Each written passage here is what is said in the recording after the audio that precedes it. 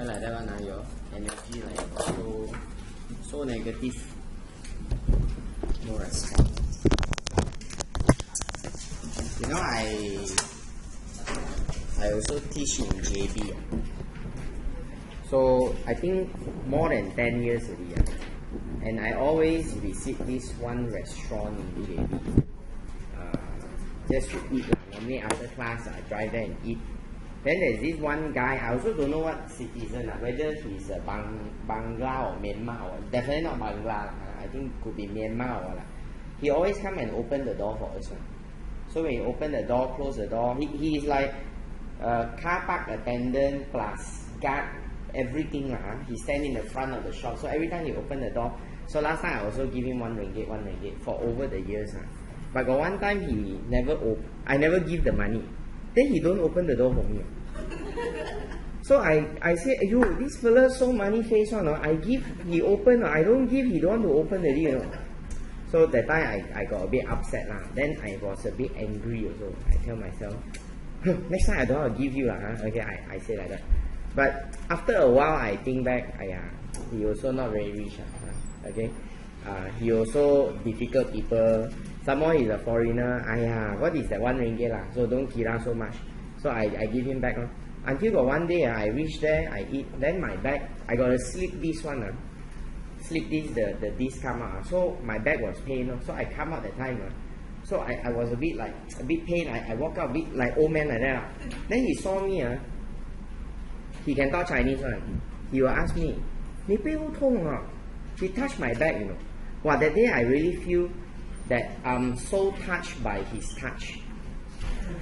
First time, I feel that, wow, this guy very nice, very caring, right? Someone he asked me, you want to try this medicine or not? He purposely go back and show me the medicine. He said he eat this, then his back pain gone. So I think, but he don't know why I'm pain. So I say thank you. I feel very appreciative.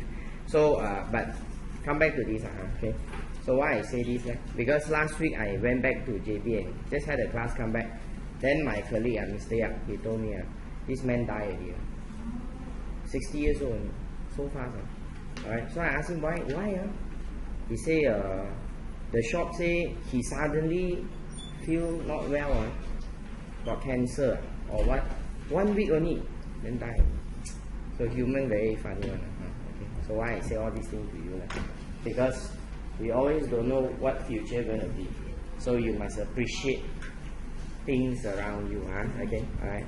Always appreciate things around you. Okay. Come back to it now.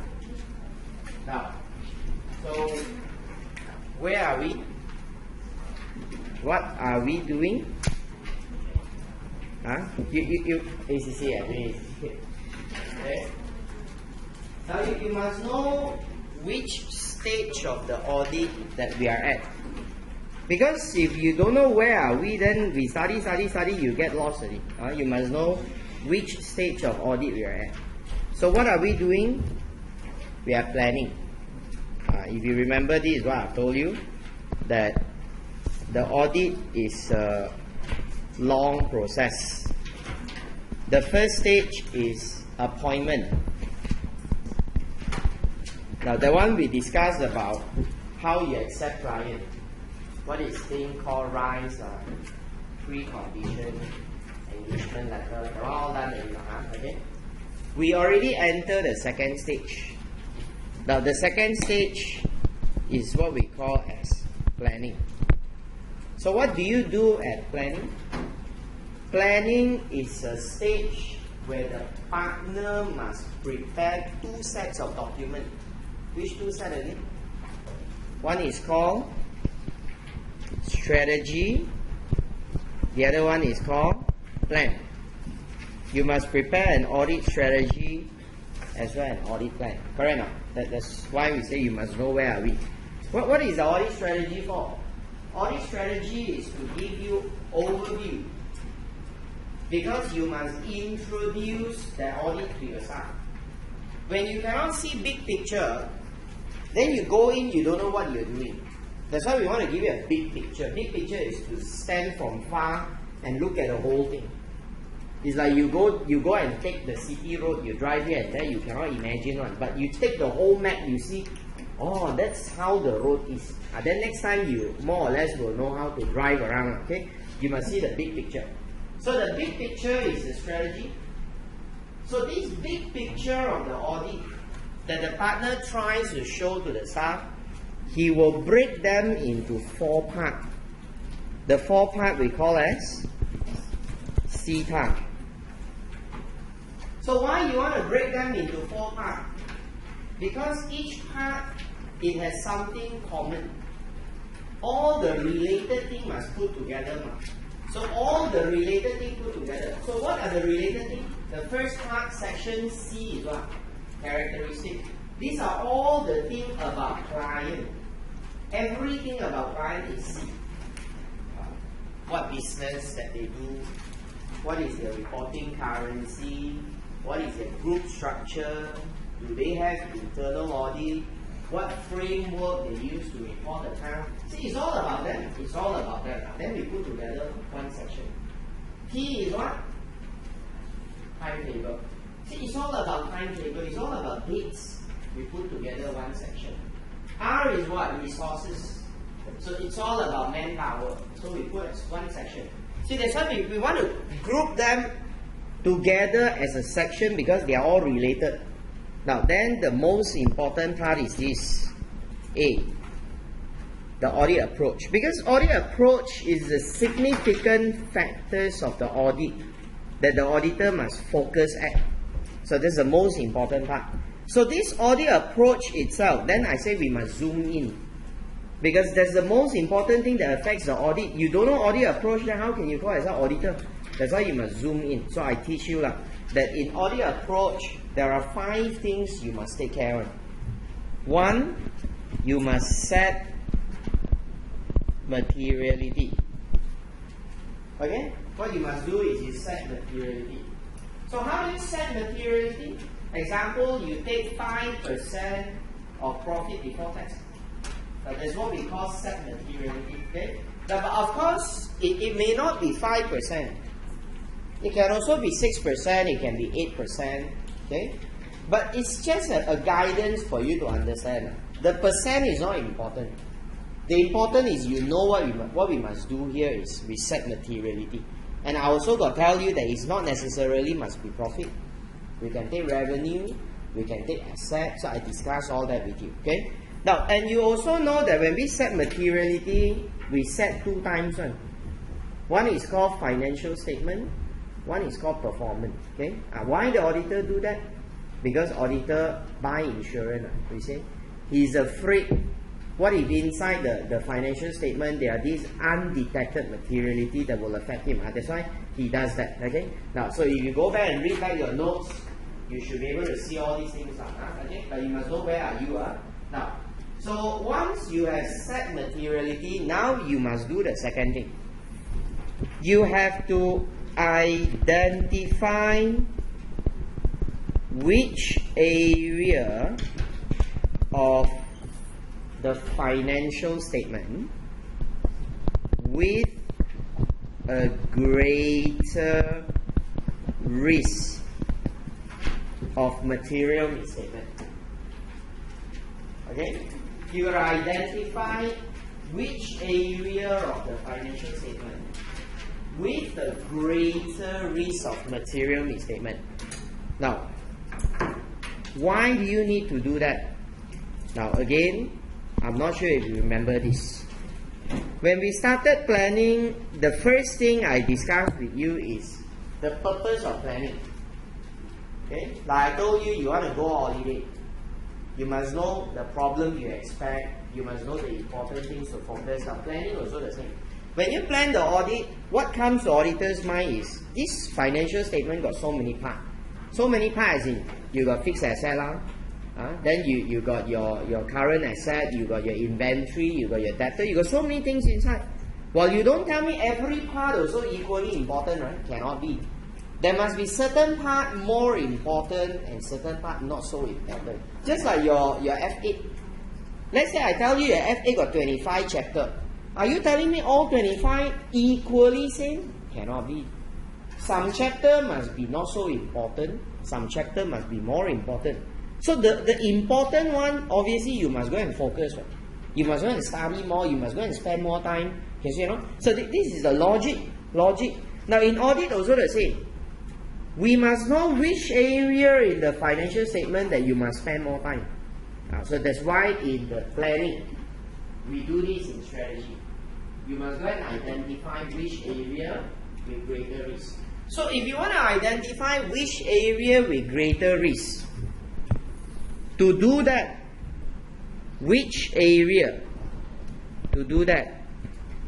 auditor needs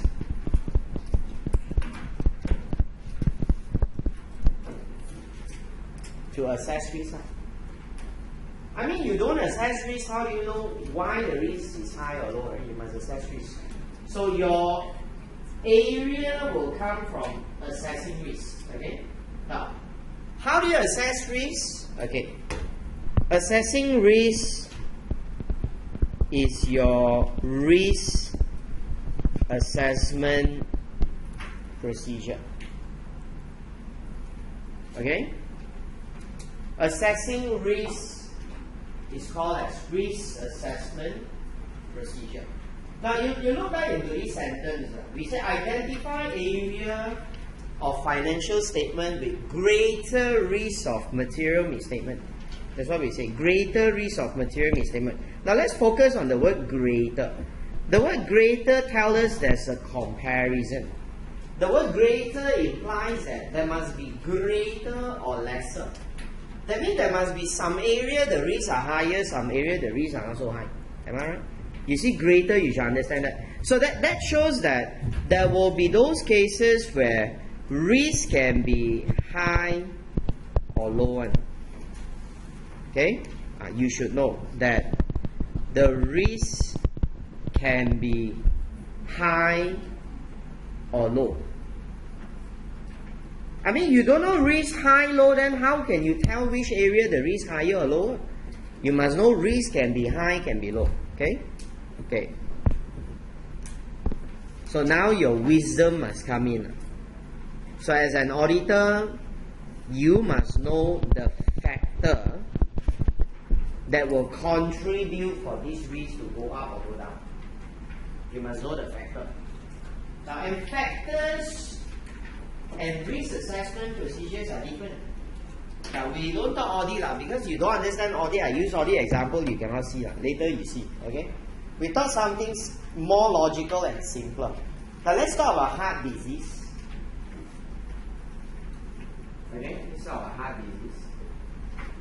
So I ask you, what increases the risk of heart disease? Let's say cholesterol, you agree? People say cholesterol can increase heart disease risk. You agree, right? Okay, cholesterol. So, if your bad cholesterol in your body is too high, then the risk of heart disease will increase. Correct or not? No. Cholesterol is a factor. But now, how do you know that your body has high cholesterol or low cholesterol? Check. Body check. Now you see, this is where we always say that students say things with that expectation when I say you understand what I mean. You cannot do like that in the exam. You have to say something with the expectation the person doesn't understand what you mean. For example, like you talk to a 7-year-old boy or girl, okay? You tell the person, you want to know how much your cholesterol, right? You go and do body check. You think and see that fellas, when you say body check, what will appear in his mind? Your body check is to do blood test, right? But that fellow body check, you don't know body check is to test blood one, you know. Because it never comes into his mind that you must do a blood test. But why you use the word body check just now? Because you assume. You assume we all understand. That's why you say, I don't do a check. If someone use better skill, you don't even use body, they do a check. Everything also do a check. You say, you want to do a check? Or? How do you know your car got problem? Check. Or? So check car and check body same one. But you use the same word. You cannot assume like that one. That's the reason why in the exam your answers quality very poor. You always carry assumption people will know what you say. Please don't think like that. Okay? Even we know what you say, we assume we don't know. Because I don't know whether you understand the real thing or not. Now that's why you must say blood test. Blood test and do body check so far different, you know. Blood test, X-ray, correct? No? These are all different kind of check. So I do a blood test. Blood test is the risk assessment procedure. This is called factor. This is called risk assessment procedure. They are not the same thing, right? Now, next time when we start, you're going to see this again, okay? So I will again explain to you, alright? But we try to understand from a more easier way first. Okay, we come back to this. Now, so if I want to do this, I must know how to assess risk.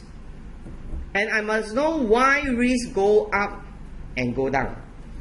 And more important is, I must even understand actually this risk we're saying is what? I've been just saying risk, risk, risk. The risk is what? What risk is that? So when I say the risk up, down, what risk? So this is what? What is the meaning of risk?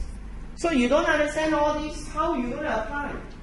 So that's why now we will slowly one by one we go in. We zoom in again.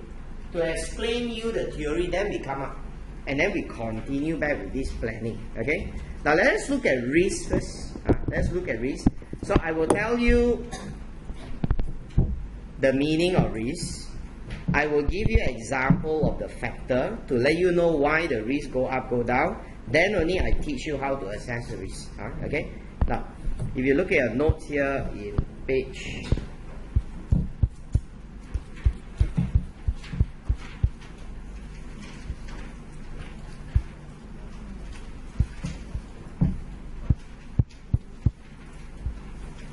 I haven't done this. Page 68. Have I done this thing? Did I tell you about different type of misstatement? I thought I done it. No No Ayo, sorry Nowadays my memory very bad already Yeah, I also think that again. I also believe that. But it's very beautiful to lose memory. Because you don't have to remember so much. Okay, now, come back to this. Sorry. Okay, we go stand balik. Later I explain all over again. Okay, now you got scared already, all over again. I all over again 10 times. Also you cannot remember. So some more you want to complain, I repeat. Okay, now come back to this. Okay, last week we talked about setting materiality. Now this one I write already, so definitely I covered it. I told you about what is called performance materiality and so on.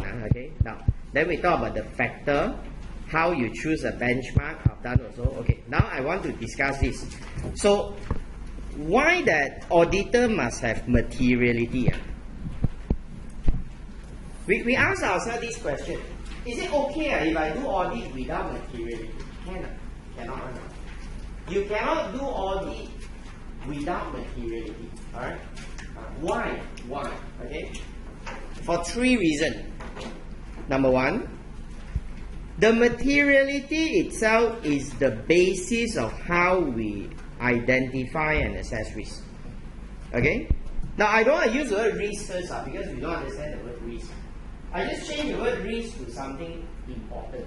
I just say materiality will help us to identify something important in audit. Okay? Now there's a different way of looking at it, but it's the same meaning. Identify something important in audit. Now, why do I say that? Now, very simple logic. If I have 2 accounts, we do experiment. I got 2 accounts. Now, this account, the amount of the expenses incurred was 1,007.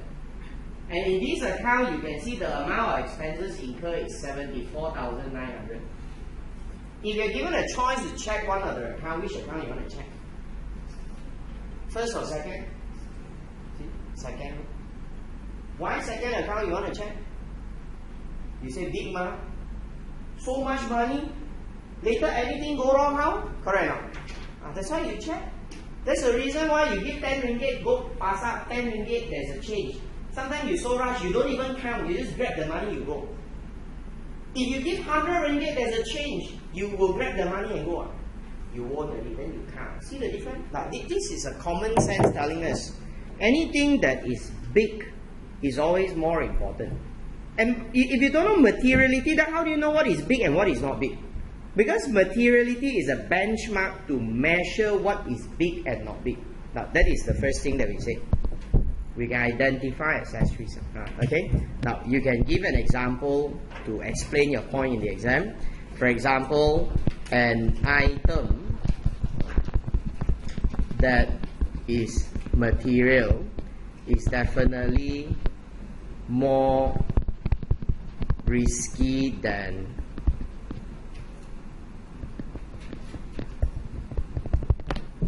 something that is less material. Okay? You can say like that. Okay. Number 2.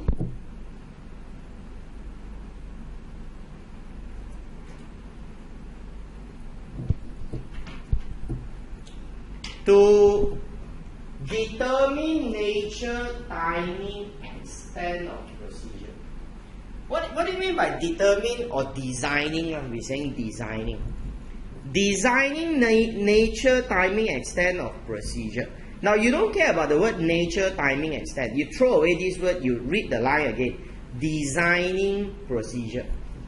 Materiality is used to design procedure. Procedure is what? Procedure is how you do the audit. That means materiality is used to design how you do the audit. Okay, but when you say do audit, you know all procedures that we do in audit, you always must determine 3 things. Right? Nature, timing, extent. Nature is what? Nature is the method. Okay? What method that you want to use is called nature. Timing, obviously, you should understand. Timing is when you're going to do it. Do you want to test this before the year end? You want to test this after the year end? You must decide timing. And extent is what? Extent is the amount you want to test. Let's say I tell you we have 200 accounts. Do you want to check 50 accounts? Or 100 accounts? Or 200 accounts? That's correct extent. Okay? Now, I will take one example to highlight this to you. Again, I tell you that materiality is important to auditor because we need materiality to design the procedure.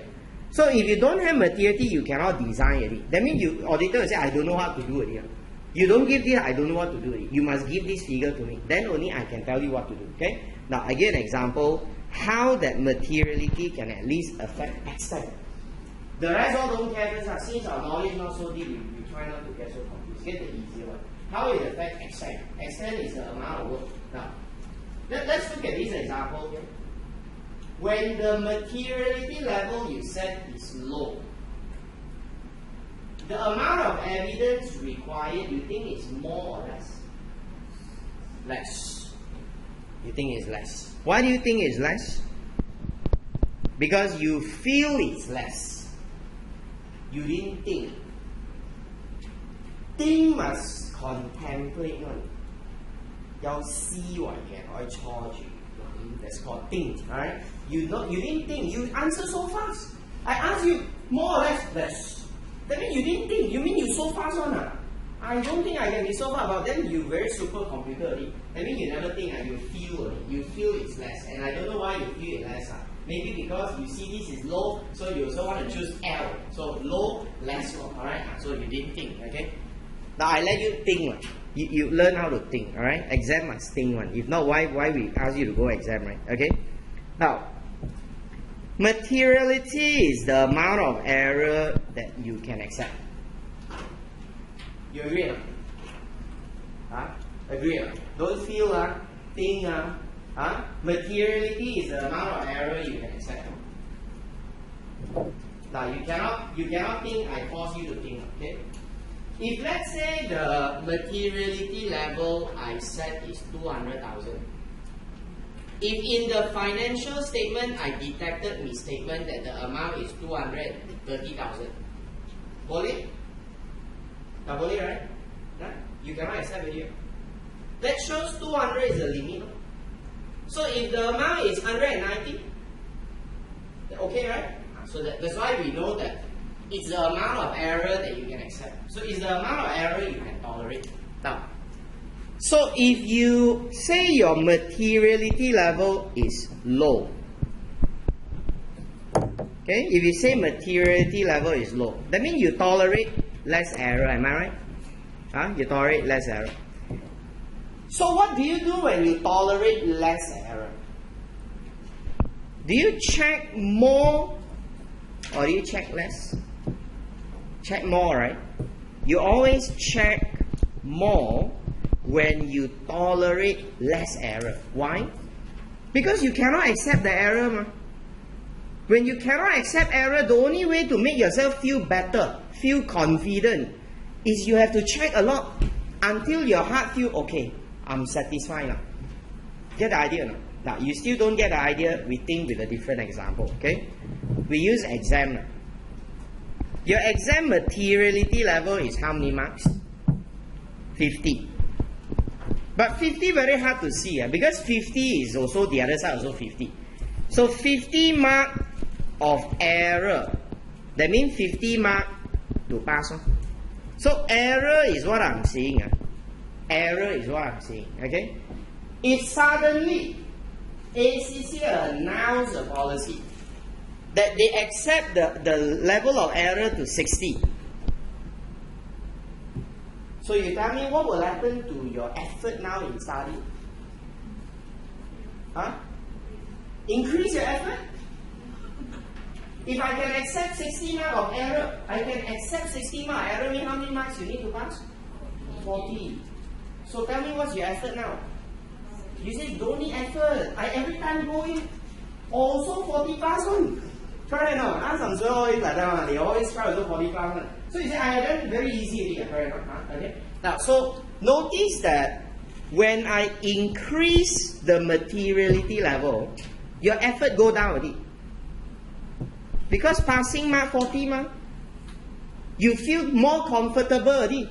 You say, oh, 40, then okay lah, I can make more mistakes. Then I don't need to check so much. You notice? See, it's a natural reaction to what you do in life. The only difference is you don't see them on exam, you don't see them on live, but you see them on accounts. So if you can see the same way, you understand audit. Audit is just part of life. It's so simple. Can you see that? Now, so this is what we are seeing.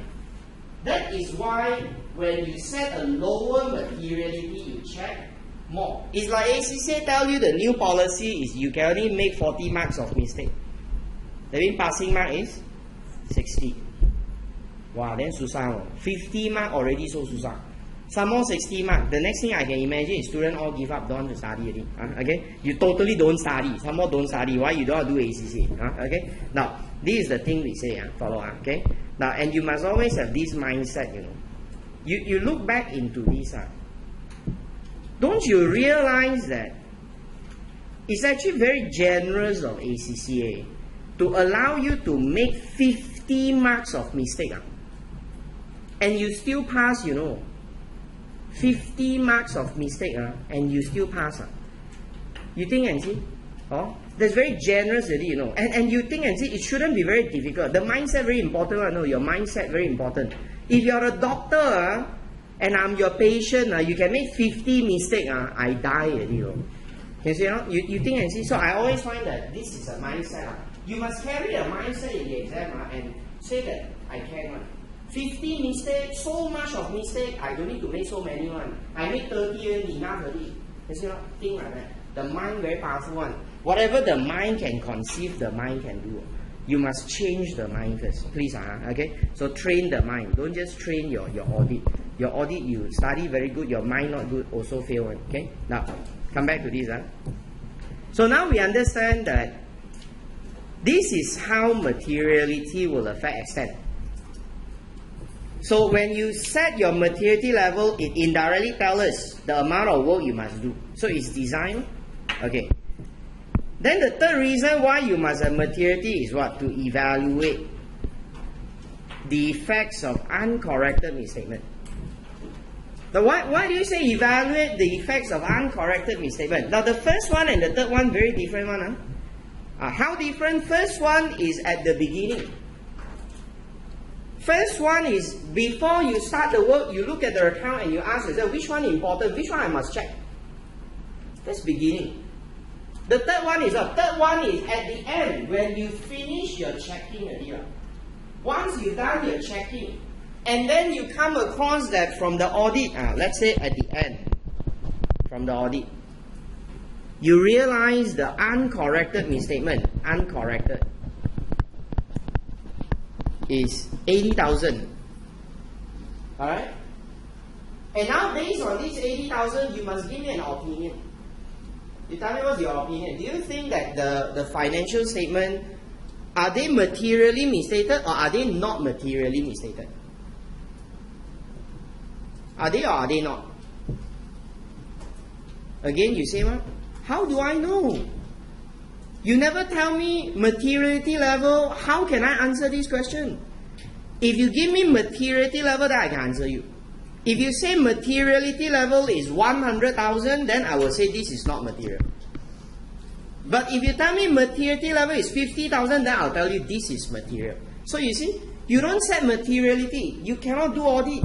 That is why materiality is important. Okay? Now, so from here, I go out a bit to bring this concept to you. Okay? Because when we do audit, eventually at the end of it, it's all about misstatement. It's all about misstatement. You must evaluate at the end of it and see whether the financial statements are materially misstated or not. Then you must know what is a misstatement. Okay? You must know what is a misstatement. Still remember the word? What's a misstatement? Give me the word. I just want the word. The first letter of the word start with what? The alphabet is what? You only have 26 alphabet in English, so you guess. See, I repeat a few times, also you cannot remember. Okay? Then you somehow complain, I repeat. What is it? Misstatement. What is misstatement? Try, you correct, I give you a free ticket to London by bus again. Alright? Q, wow. Of 26 alphabet, Q is one of the alphabet, very hard to get letter one. You guess Q, you very unique. Alright? It's not Q. Alright? It starts with D. Never mind, just give it a try. Don't worry. We take this attitude play on. Okay? D. What is D? Huh? D is different. Ayo. See, I repeat so many times, you also cannot remember. Alright? Different. What's different again, class? Different between two things. Different between what you supposed to do, okay, and what you did. Alright? What you supposed to do and what you did. But one thing I very happy with you, because you very concentrating with what I'm telling you. So concentrated that you just now trying to think the word until you never read the note. The note is just right underneath only. The statement is different. And you think so long, you cannot find the word. Alright, okay, but I feel very good. Thanks. Okay, you are very concentrating. Very good. Okay. Now, it's a difference between what the management did with what they supposed to. Now, I just use simple word for us to understand again. Management did and what they supposed to. But you must refer to the context of financial statement. So when you say what the management did means the financial statement that they prepared. That's what they did. The financial statement that they prepared, that they have reported. Then you say suppose. Suppose is what? Supposing how you prepare financial statement, you must follow what? Yes, you must follow the standard. For example, I put IFRS. So I always give an example. I say, for instance, your standard says you must depreciate the asset. You must depreciate the asset, but you never depreciate the asset. So what will happen? The net book value of the asset become different. So if you depreciate the asset, let's say if you depreciate asset, the net book value of your asset is 2.3 million. But because you never depreciate the asset, now the net book value is 2.1 million. See the difference? The 200,000 is called misstatement. But misstatement need not to be in amount. Okay? That's why if you actually look at the definition, it says what? It's a difference in amount, classification, presentation, disclosure. It can be different in many ways. It's not necessarily must be a different in amount. Okay? It could be amount, classification, presentation, disclosure. Now, that's misstatement. Now, we say this before. So, Perhaps again you have not put them into the heart, so you must go back and read again, try to remember. Okay. Now, so why are we interested with this terminology again today? It's because at the end of the day, you must know what do we do with misstatement in audit. Okay. This is what examiner asked before in the requirement. This is an actual question that I extracted. Examiner say what? Define misstatement. So I just did the difference between what the management did and what they're supposed to. This definition we see before. You just go back and read again. Okay. Now then, number 2, the examiner asks you, please describe for me what is auditor's responsibility when it comes to misstatement.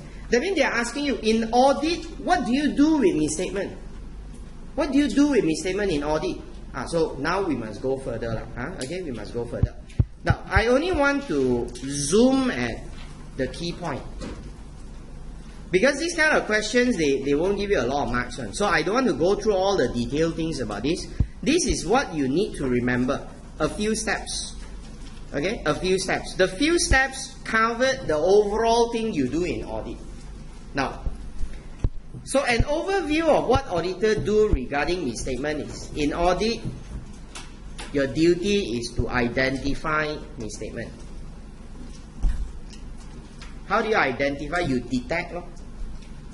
You detect. Detect how? By performing audit procedure. Or like you like to use the word check. You say you go and check the account. When you check the account, you're gonna find error. So the error becomes misstatement. But I don't want to use the error. The error is not technically right. Okay. Now you identify misstatement. Now when you identify misstatement, you must understand misstatement we classify them into different types.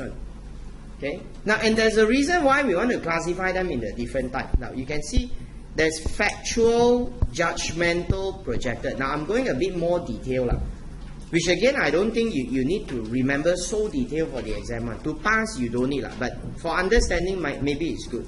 Now, what's factual, judgmental, and projected?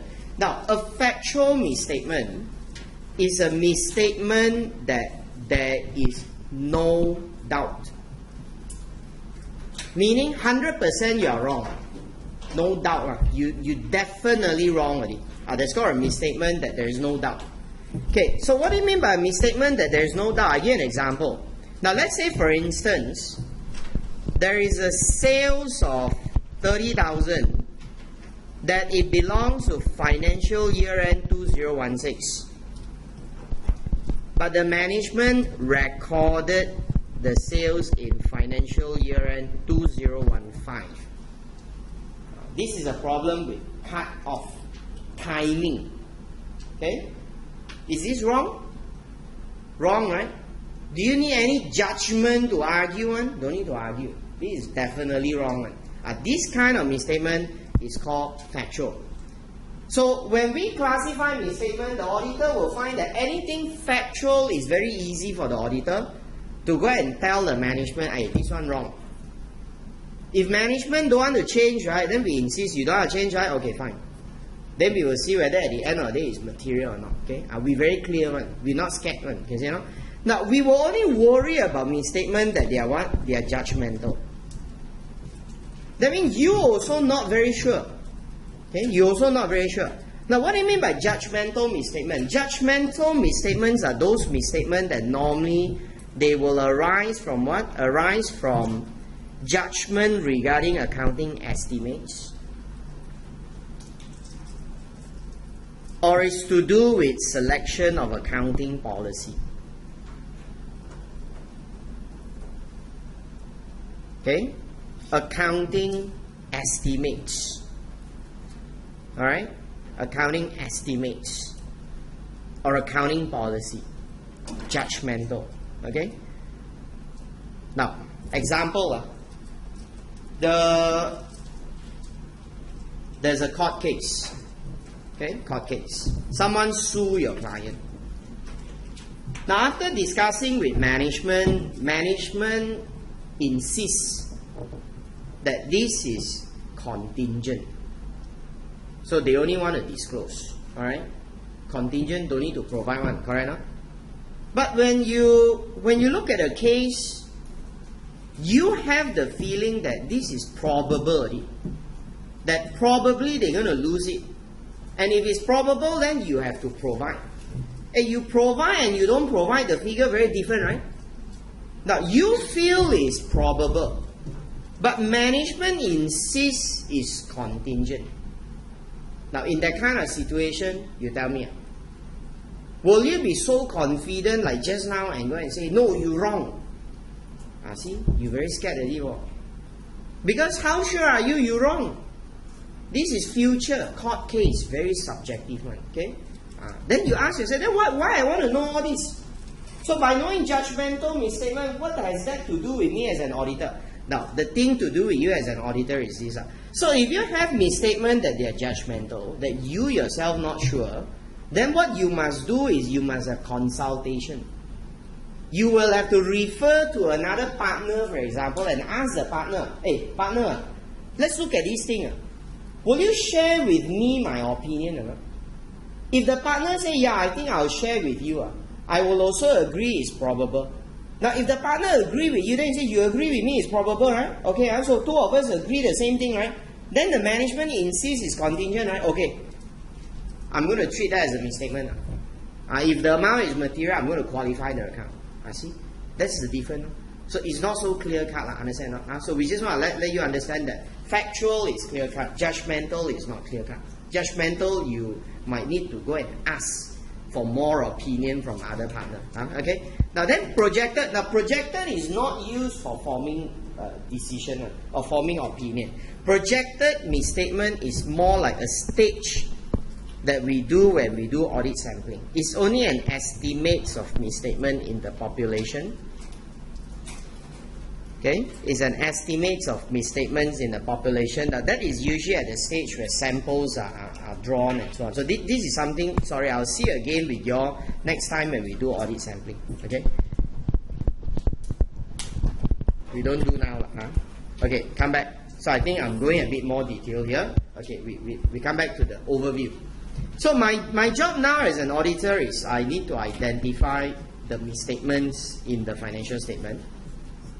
But you must understand, misstatement will occur many areas. Maybe when I audit data, there's some misstatement. Maybe when I audit the inventory, there's also some misstatement. So what you must do is you should accumulate them, add them up all together. Why? Because misstatement may not be material individually. On its own is not material, but add up all together is material. That's why you must accumulate them, and you add them up and see in total how much is a misstatement. Okay. Then we consider whether these misstatements that you accumulated, whether they are material or they are not material.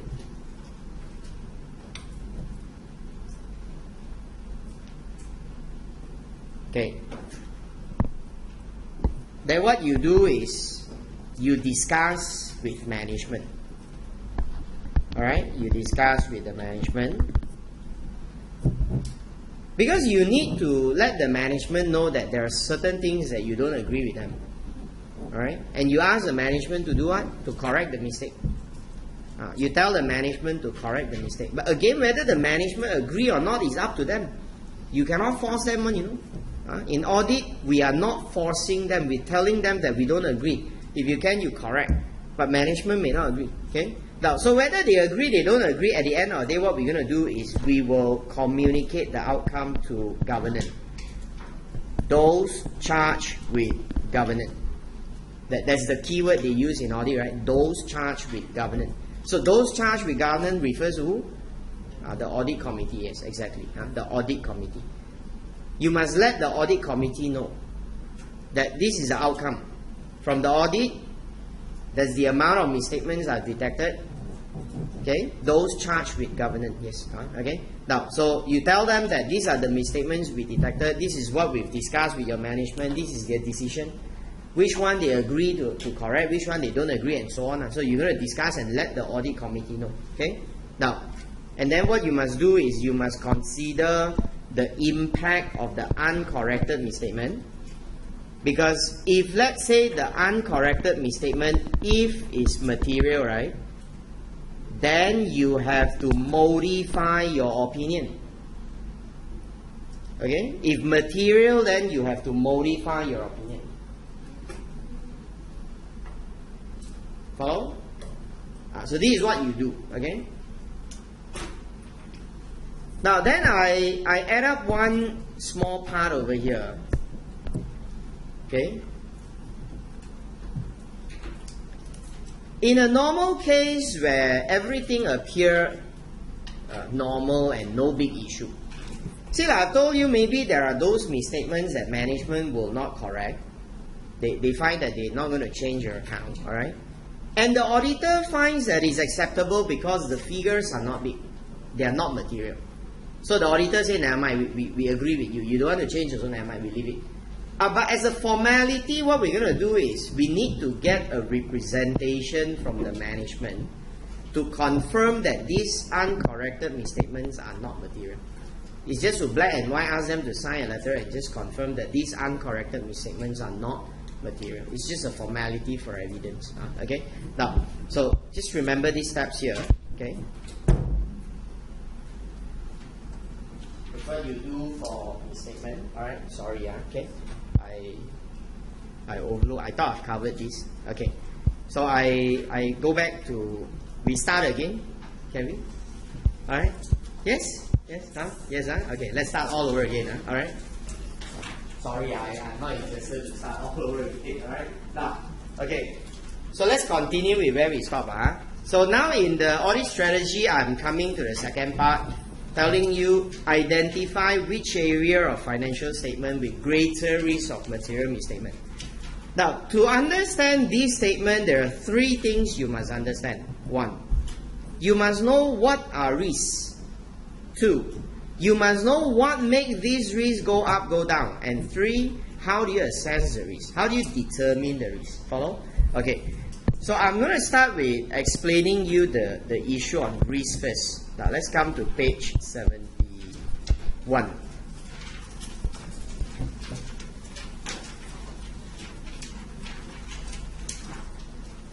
Okay? Now class. Whenever we refer to risk, you got to be very careful about the risk that you say. What risk is that? Okay, because risk got many one. Okay, there are many types of risks. Okay. A quick overview is we start with this word called audit risk. Again, we look at the big picture. Now, what's an audit risk? Try to understand a concept from the word, so you don't force yourself to remember everything. You remember by heart in the exams, you don't understand, you write, the answer becomes rubbish. What is an audit risk? English word, risk, audit. That means the risk of the audit or the risk to the auditor. You think and see, risk, audit risk is risk to the auditor. So if you are an auditor, what is the biggest risk you're going to have? What's the main thing you do? What's the objective of audit again? Audit objective is what? Thank you. Alright, express opinion. The objective why we do audit is at the end you are expressing opinion. So if that's the main thing you do, then the risk that you're going to face is what? Is this opinion you express become wrong. That's it. The opinion you give is wrong. Now, but we don't use the word wrong, okay? Now, that's why they say it's a risk that auditor expresses an inappropriate opinion.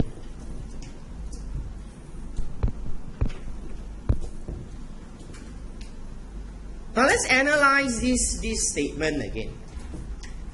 Opinion that we normally express, what opinion is that? What do you tell shareholder? What's the opinion that you're trying to tell shareholder? Huh? You don't know the opinion? Goodness Lord. Which class we are doing now? Okay, and now you tell me you don't know opinion. Okay, yeah, you're giving opinion whether the financial statement give true and fair view. Now there's one way of saying, or another way of saying is whether they are materially misstated or not. Okay. Now, so let's say If you give an opinion telling shareholder that financial statement give true and fair view, that's your opinion. So how can this opinion become inappropriate? You analyze and see, you use common sense and analyze. How can this be inappropriate? That means this opinion you give is what? Is wrong. It's wrong. How can it be wrong? Terbalik lor, reverse lor. When you say true and fair, but actually is not true and fair. Now that is inappropriate opinion. So give true and fair when in actual fact it is not. You understand or not? It's very simple one. You try to analyze word by word. You actually can think of the meaning. You don't need to study by heart, okay? But now there are some technical things that you need to understand. So audit risk is the risk that auditor will give an inappropriate opinion. And inappropriate means what? To say that it gives true and fair when it's actually not. That's called inappropriate. Okay. Going deeper, this one is the function. Function is formula. We're telling you that audit risk is a formula made up of risk of material misstatement and detection risk. Audit risk is made up of risk of material misstatement and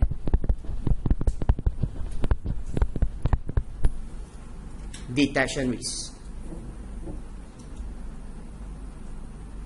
So that's the formula, and this formula is what we're going to see deeper later.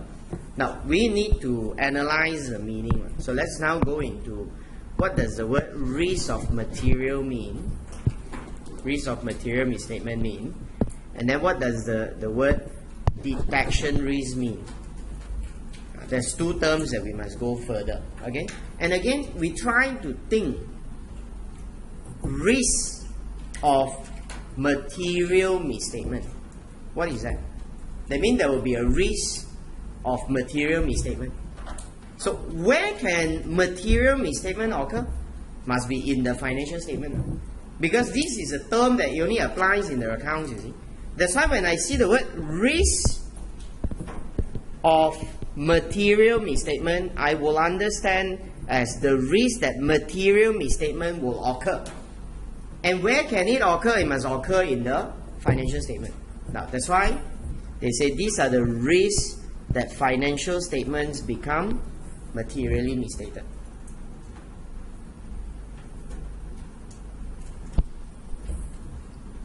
So if we use a more layman way of saying, okay, not so technical one, is you ask yourself, the risk that this financial statement will have mistakes.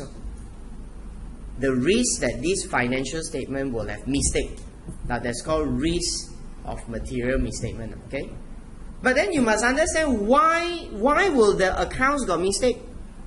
There must be a reason for mistakes to be there. It cannot be there like that. So there must be a reason. And we think that there are two reasons that can cause the mistake. One is inherent risk. One is control risk. Now that's why we are telling you that this inherent risk consists of two components. One is inherent risk. One is control risk.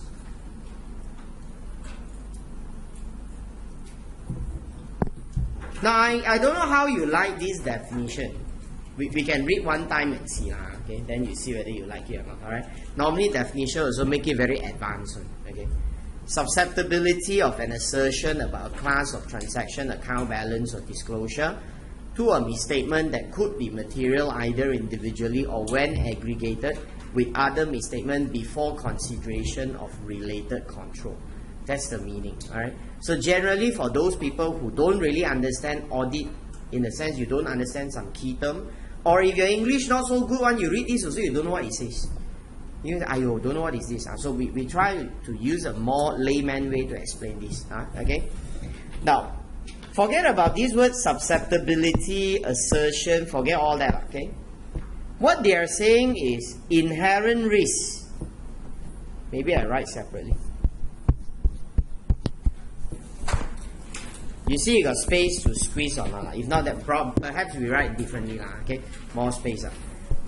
Now, inherent risk is the risk that the financial statement will be materially misstated. The word class or transaction account balance are actually referring to the P&L and the balance sheet. So it's a financial statement. Okay? And forget about individually or when aggregated. It's just material. So I just make it simple. It's the risk that financial statement be materially misstated naturally. That's all I need.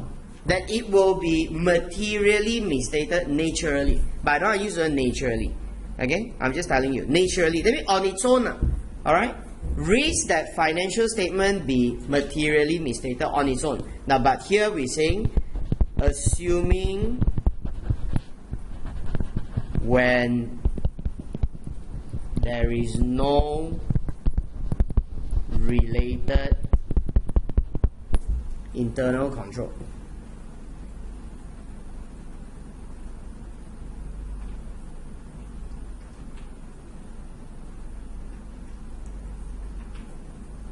Okay, I use a non-so accounting example to let you understand. Then I give you another example that more relate to accounts. Okay, now what do you mean by naturally that there will be material misstatement? Now, let's say you go down to the main street outside the college. You leave a wallet in the middle of the college, on the road there. You leave a wallet there. Okay. You don't do anything with the wallet. Don't protect the wallet. Don't put a guard and look after the wallet. Just leave the wallet there and you walk away. Now, by leaving the wallet there and walk away, you don't do anything means there's no internal control. You're not protecting the wallet. Now, later you come back. Do you think the wallet is still there? How sure are you it's not there? You give me percentage. You think it's 90% or 100% or 10%? Huh? 90 only. Okay, I bet with you it's 100%. You go and try now. Alright? She's very nice. She still think that the world is so beautiful that people see the wallet and they won't take one. And there are 10% of these type of people. Okay? Alright? Thank you. Alright? I like your idea. Okay? Now, I would think it's 100% chance, or maybe she has a different meaning. Maybe she said 90% chance the wallet is not there, because 10% chance the wallet is there, but the money is missing. Okay, now come back to this. So I believe if you put a wallet there, and because it's cash, I foresee 100% that money is missing. It won't be there. Now that's what I feel. So I'm thinking this is the level of inherent risk that the wallet is facing now, 100%. Now, but this risk level can change. If we move this to a different situation, or if we move this to a different object or subject. Now, example, if I don't change this, I don't want to use wallet, I don't use cash. I want to use some other thing. Maybe I put one plastic bag of apples. What do you think that these apples will be taken away now? 100? You're not sure, right? You say, don't know, maybe 60, maybe 50. Now you notice or not, by changing the subject, the risk is different. Okay, maybe you find that apple, people may don't want. Handphone? An iPhone there. Well, then the risk is quite high already, right? Or maybe you see, maybe there are people who see handphone thinking that this is a toy, so they don't want to take also. Okay, maybe it's not as high as cash, but maybe you might think it's 90%. And now I switch the scenario and change. This is not the street, this is the balcony in the college, and you leave a handphone there. What's the chance the handphone is missing? Then got one student laugh with it, because the student understand that college may be different. College, you got a lot of good people. See handphone, don't take. You put wallet also, you don't take one. Can say no? So you see or not, the risks become different. So this is what we are saying. That inherent risk is something that it changes to the circumstances and the environment. So I must explain to you the factor. Okay, now we use an example which is more relevant to a business environment. Alright, then you understand what's called inherent risk. Now, let's say I have a staff that the duty is to take a form and then key inside the computer. The staff is take the form, look at the form and do typing, key into the computer. Now, do you agree that by nature that on its own when the staff do the keying in, they're bound to be mistake? No matter how that there will always be a risk that someone will make a mistake, right? Agree or not? So you know that the process of keying in, we are human. So it's natural. There will be mistake. Now, but do you agree that the amount of mistake the staff will make is different? If let's say I have a staff that is new, inexperienced, never do typing before, compared with a staff that the experience is already 15 years in typing, that you close eye also you know the keyboard, where is it? You agree or not? That who made more mistake? The new one. So that shows to us the level of experience your staff is having is influencing inherent risk. That's called inherent risk. Now later we see more. Okay, I'll give you a lot of examples that tell you why inherent risk go up, go down. Okay, now, but that's called inherent risk.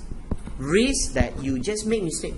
That's called inherent risk. Okay, what's the second risk? Now second risk is called control risk. Now class, control. So if you say control risk, then what is control risk? The risk to do with control. The risk that misstatement could occur and that it could be material or whatever, that it will not be prevented, detected, corrected by the internal control. Meaning the risk that control will fail. So control risk is what? Control risk is risk that internal control system would not detect, correct, prevent, detect, correct material misstatement in the financial statement.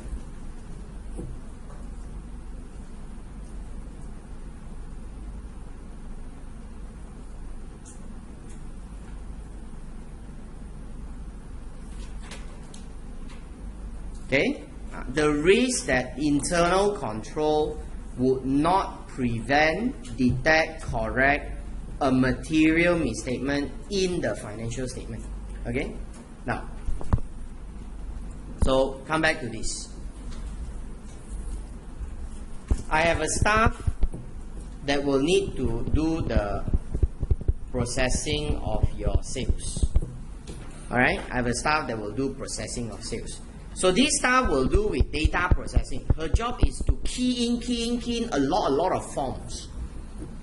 Because of the job nature that you have to key in a lot of forms, and because you have to keep on repeating, looking at the numbers and so on, it's very easy you make mistake. Okay? So what happened is we design an internal control system. Now, there are many types of internal control systems you can design, which I don't want to go very detailed for this moment. So let's say one of the internal control system that we have is, I assign another supervisor that will do the second check. Okay? Second check. Just like you go to bank, you withdraw money. You withdraw 50,000 and see. The teller, the clerk, I mean the cashier, the fellow there cannot process the money for you. The fellow will turn to the back and ask the officer to override. Why? Because the officer will do a second check. Because this money amount is very big. So scared, what if the staff make a mistake, then give a wrong money, then there's big loss to the bank. That's why the bank also got internal control. They ask the supervisor to do a second check. Okay? Now, so now you see, this staff, let's say, is a very new staff, very inexperienced. Alright? Very new, very inexperienced. Some more, the staff very lazy. Okay? Some more, the staff very incompetent. Alright? Very moody. Alright? Very moody. Okay? So what all the bad things is to do with the staff. Now you tell me, when she do the work, how effective her work going to be? It's not going to be good already, right? So there's a lot of mistake already. A lot of error. So she type, everything make mistake, all go into the system. Now when all these mistakes go into the system, what can we do now is to depend on this supervisor to pick it up. Now imagine if the supervisor is equally useless, also lazy, also moody, also like to play Pokemon, doesn't like to check, because while checking he look at the handphone and see where got Pokemon to catch, can see, okay? Now so you just imagine if this staff is also useless, sorry to use this word, okay? What will happen? He didn't do his job well. When he didn't do his job well, that means he will miss all the error, all the he missed it. Okay. This first level, the lazy staff, is the inherent risk. This supervisor is what? Is the internal control. If the internal control good, at least you got a hope that he will pick up all the mistakes. Then your account will not have problem already. But because the control also hopeless, that means the internal control fail.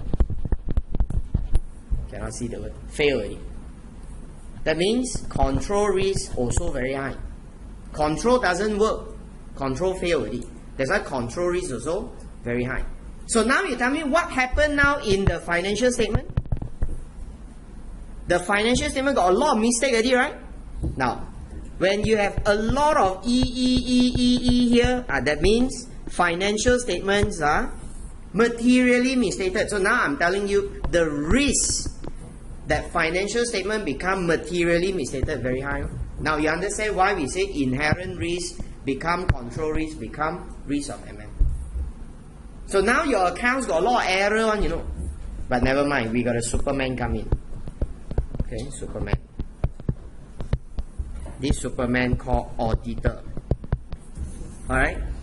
His job is to come in and pick up all the E. If he can pick all the E out, then he will check, oh, now account got problem. He can give opinion and tell shareholder. Imagine now the auditor is also equally useless. I mean, you just imagine all useless fellow here. All useless one, okay? The staff useless, supervisor useless. Now the auditor also useless. The auditor also useless. He also lazy. Alright? He lucky want to catch Pokemon. Okay? Now, so all become affected by Pokemon. Alright? So all become lazy, become useless. So what happened now? He didn't do his job properly. So when he didn't do his job properly, he failed to detect. Because he didn't check properly, what? He failed to detect the MM. So when auditor failed to detect the MM, meaning in auditor's heart, what is he thinking? Hey. Thank you. Alright. He's looking at the account and he cannot find mistake. So when you look at the account and there's no mistake, your heart will say what? No mistake, oh? The financial statement okay, oh? See, when he failed to detect MM, in his mind, please don't draw Pokemon here, he will think that, oh, no MM in the account. Because I checked already, I checked, and everything turns out okay. So that is his mind. There is no MM. So when in his mind he said there's no MM, what will he do? He will give opinion and say true and fair. That's what he's going to do, right? He give opinion and say true and fair. But is that true? No, this is not true. Actually, it is not. So what is this? This is audit risk. Give wrong opinion. And fail to detect MM is detection risk. So I hope you can see from this simple diagram that how from inherent risk we can build on to control risk, then we can build on to detection risk, then it comes to audit risk. Okay? But in real life, you cannot expect something to be like this one. Because where got people really so stupid, knowing that the staff is useless, then someone let the supervisor become useless? Will you do that? If you are the businessman, will you do that? You won't, right? You're going to turn to supervisor and tell the supervisor, hey, I give you warning 10 times. This clerk really tak boleh pakai one, you know. You better check properly. You don't check properly, I fire you. You're going to say that. So see, that's how we correspond in the system. That's why in business, when you know that the inherent risk goes up, you will try to improve the control. It's a natural reaction.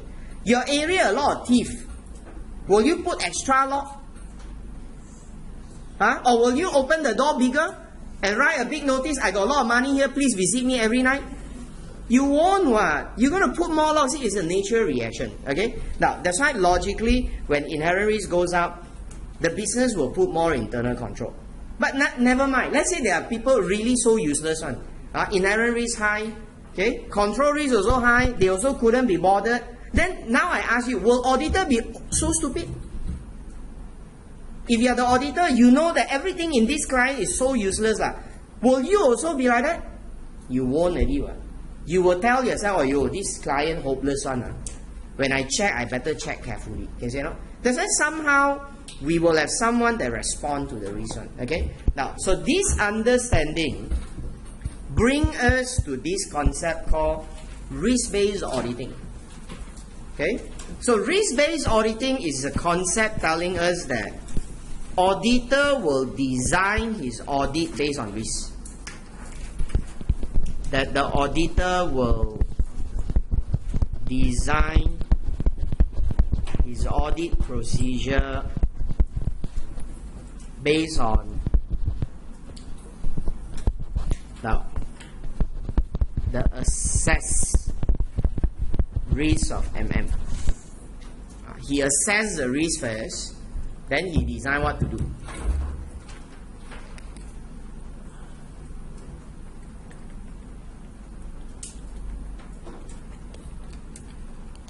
Now, and this formula is very logical one. So if you look at the formula and you understand the logic, then you find that they are totally consistent. Audit risk is made up of IR, CR, DR. Inherent control detection. What we want is we want audit risk to be reasonably low or acceptably low. I ask you, if you're auditor, do you want your audit risk to be high? You don't understand this, then do you want a high risk to fail your exam? Don't want. All of us want a low risk to fail exam. So auditor also same. He don't want to fail. That's why he want the risk to be reasonably low. Okay? How low is reasonably low? Now mathematically as a reference we put a number. Example, we say 5%. Okay? 5%. As a reference, we think reasonably low is around 5%. Then we ask, can audit risk be zero? Cannot. Because you cannot guarantee the audit. And why can't you guarantee the audit? Remember, no? Huh? We did this before, you know. Again, it's not first time. Why can't we guarantee the audit? It's because of what? What's the whole term called what? Inherent. If I say inherent, then you say risk already. Correct, no? Because we just study inherent, that's what in your mind, inherent risk. Alright? No, it's inherent limitation of what? Of audit. Got a lot of inherent limitation. No. Don't see one word inherent must be risk. Then don't say inherent limitation must be audit. Also got inherent limitation of control. So you go back and memorize, then cannot. Because that means you don't understand the subject. You just try to force yourself to remember. Then you go exam, you cannot write. Because in exam, you're under stress and panic. Then you write a lot of wrong things. Okay? Now, so I don't want to do that. We did before. You must go back and go through. If every time I go back and repeat, then 50 class also cannot finish. Alright? Now, come back to this. So we want the risk to be 5%, to be reasonably low. So how to make this risk 5% reasonably low? Now, inherent risk, control risk is out of auditor's control. We cannot change one. Because this comes from the client. There's nothing we can do. Can you not? Inherent control, nothing we can do. So what we can do is auditor will assess. You go and quantify the risk. You go and determine the risk. Okay? So you say, how do you assess? You do risk assessment. No? By risk assessment procedure. RAP, risk assessment procedure.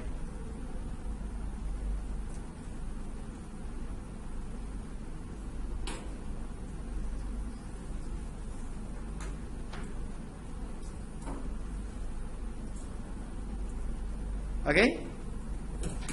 You assess risk through risk assessment procedure. Now, so you know the AR must be 5%. You then go and quantify what is IR and CR. And DR will be a balancing figure. This is a balancing figure. So you can calculate DR by using this. So 1, 2, 3, the balancing figure. Now, then finally, based on the DR that you obtain, you will design your audit procedure. Okay, based on the DR that you obtain, you design your audit procedure. Now, I give some numbers and I tell you how these will affect our design. Okay. You don't need to worry about how we determine the number, because in real life we are not so keen about the numbers anyway. We are just trying to do a more qualitative assessment. Alright? Number is only a reference. Follow on. Okay? Now, so case 1. Now let's say I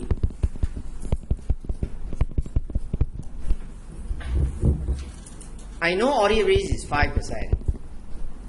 And I have assessed my IR is 100, my CR is 80, and what is my DR? Now I'm giving a typical example telling you that this is a client, like the first example I say, everything very lousy, hopeless, useless. That's why the risk very high. Inherent also very high, control also very high. Okay? Now, mathematically, what will happen? You will take 0.05 divided by 1 times 0.8.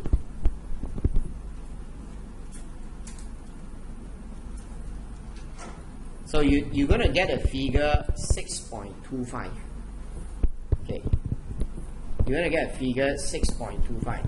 Now, the figure on its own, you don't understand anything. So you must do a comparison. Then you will see that in the two cases, what will happen to the audit? Okay, we take one more example. Case 2. Now let's say in this case, again we are using this formula IR, CR, DR. And again we know that AR has to be 5%. That's your objective.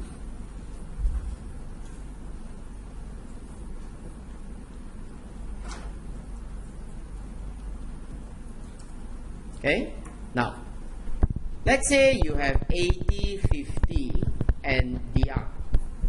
So obviously numbers tell me this is a much better client.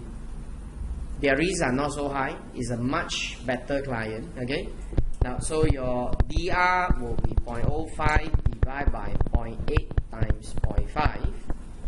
So you actually will get DR as 2.5. Now, oops. Okay.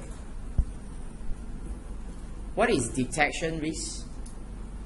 Risk you fail to detect MM. Okay?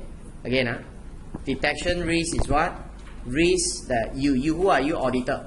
Risk that auditor fail to detect MM. That's called detection risk. You remember, don't need to write. Okay? Now, you compare these two cases, class. Case 1 and case 2. Which one the detection risk is higher? The case 2, right? Case 2 detection risk is higher. So when you say case 2 detection risk is higher, what does it mean? That means the chance of you not detecting MM will be higher, right? Or the chance that auditor fail will be higher, right? Okay. So why would detection risk go up or go down? what would the reason be for auditor to fail to detect MM? Now, one of the reason is the amount of work you do. Now, there are always three elements that can cause you to fail: nature, timing, extent. Method, time, and the amount of work. Anything also same. Your study also same. Nature is your study technique. You use wrong technique, you're going to fail exam one. Right? Timing also same. You study too early also fail. Study too late also fail. Timing is very important. Agree? Timing is very important. Alright? So when you go in the right timing, then you strike the right thing. The effect is that. Now then, extend. Study not enough, fail. Study too much also can fail one. Okay? Now, so this is the three reasons that can cause a failure. But we don't focus so much. Just take one simple example. Just take extend, easier to understand. Why would your detection risk increase? Because the amount of work you do is more or less? Less. Logic. Because auditor did less checking, so that your detection risk goes up. Don't write, I'm going to erase. I want you to understand only. Auditor did less checking, so that detection risk goes up. Okay? Now, so you understand that, then good luck. So when you see these two clients over here, case 1 and case 2, what does this case 1 and case 2 tell you? Now, case 1 and case 2, if you compare, it tells the auditor that in case 1, the amount of detection risk you can take is only 6%. As compared to case 2, the detection risk you can take is 12%. So if you only can take a lower detection risk, then you tell yourself, do you check more or check less? Check more. The auditor will say, I have to check more. Now I use a very wrong word, but I want you to understand only. I have to check more so that I lower my detection risk. Correct now? That's how you lower your detection risk. You have to check more. But when you look at case 2, you're going to say what? Oh, my detection risk is 12%. It's much higher than the other case. Then you say, since my detection risk can be higher, then I can do less checking. Now, so 1, you say you're going to check more. 1, you say you do less checking. So the approach to the audit becomes different. That's why you must assess the risk first. Okay, and it makes sense for this thing. Okay, it makes sense for this thing to be this way because now again you look back into the IRCR. When you see this example and this example, you notice the first case the IRCR are much higher, right? When IRCR much higher means the accounts got more mistake or less mistake? More mistake. You should know that financial statement will have more mistake. I put error, okay? But here when you see IRCR lower, you expect financial statement will have less mistake. And isn't that logic when you think accounts got more mistake and you must do more checking? Make sense, right? Whereas when you know the account would have less mistake, then you don't mind to do less checking. So that is how the approach corresponds, okay? Now, so I hope you can see this is what we call risk-based auditing. Okay?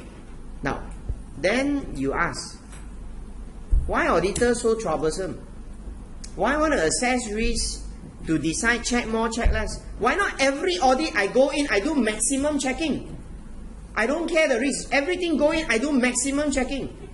Just like you say, why I care which subject difficult, which subject not difficult? Every subject I study maximum. I spend 150 hours I study. Can or not? Can. You still pass one. You still do the audit. You still get the result. But you wasted your time. Because you know in case 2 you free, you can go and catch Pokemon. But you rather go and do unnecessary checking. You check for what? So that is the issue. So that's why to the auditor the issue is what? It's cost, it's money. We don't want to do unnecessary work because at the end of the day, it's about money. We can make money, then we make money. We are businessmen also. Follow? Now, that was the idea. So that's why we assess risk first to decide. Now, I hope you see the relationship now is IRCR with DR, right? They are inverse. Meaning, if you assess this risk as high, this become low. And when you assess this as low, the other one should become higher. Okay? So it's going to be in this way. Follow? Alright? Now you understand risk already.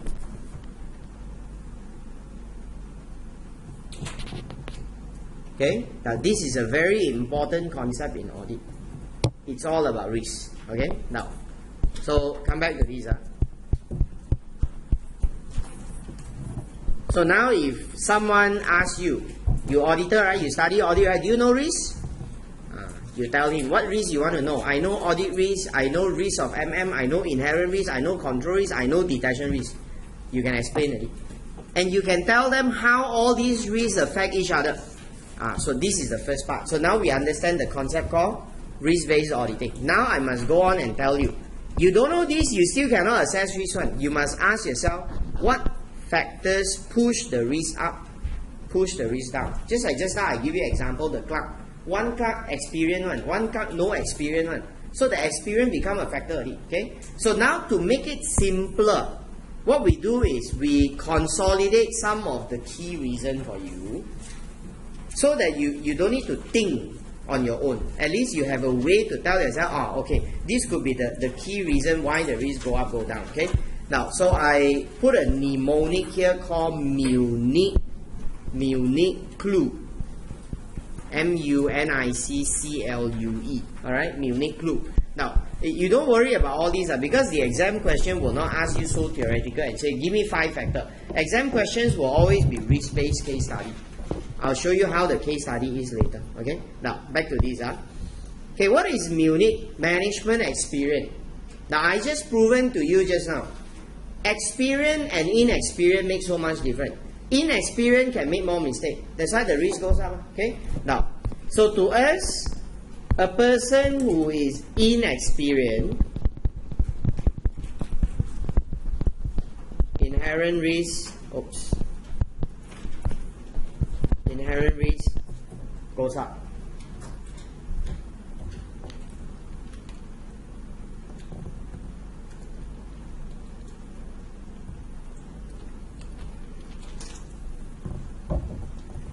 Okay?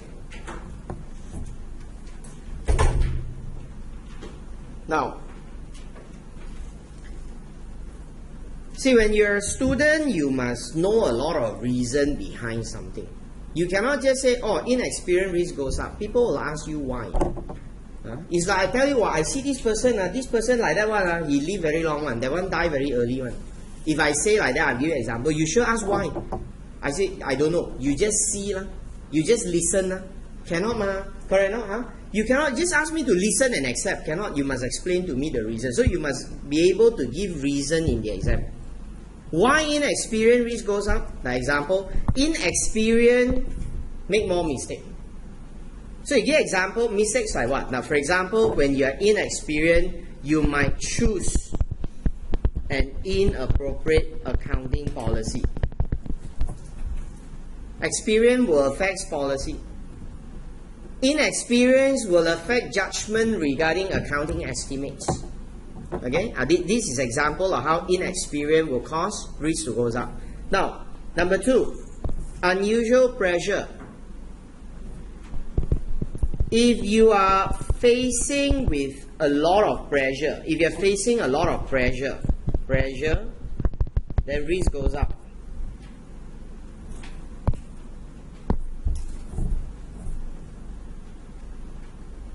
So pressure comes from where? You learned before. Remember I told you about profit guarantee? A company who just taken over, then they want to give a profit guarantee, then you cannot achieve the profit, you're under pressure already. Now, and most of the time you see in exam, they like to give this kind of story one. They want to go for listing.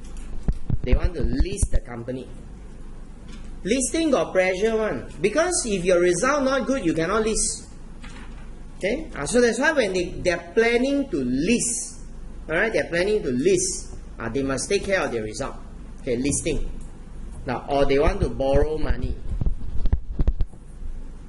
Then they must show good results to the bank, then pressure will come in. Okay.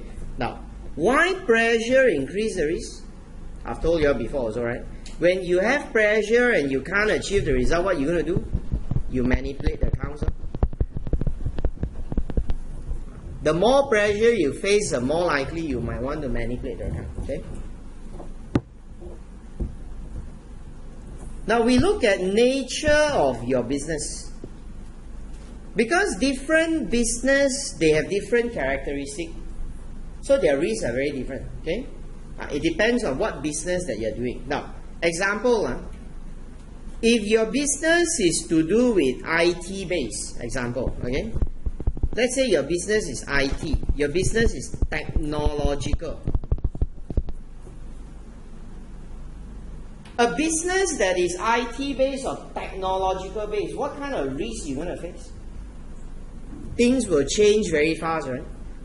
Things change very fast, what happens? Product get obsolete. Imagine you sell IT gadget. Those days when the pen drive is 2 gig one, 2 gig, alright? You buy a lot. And you cannot finish selling. Now you still got a lot of 2 gig pen drive. You want to sell. You give free gift. People also don't want.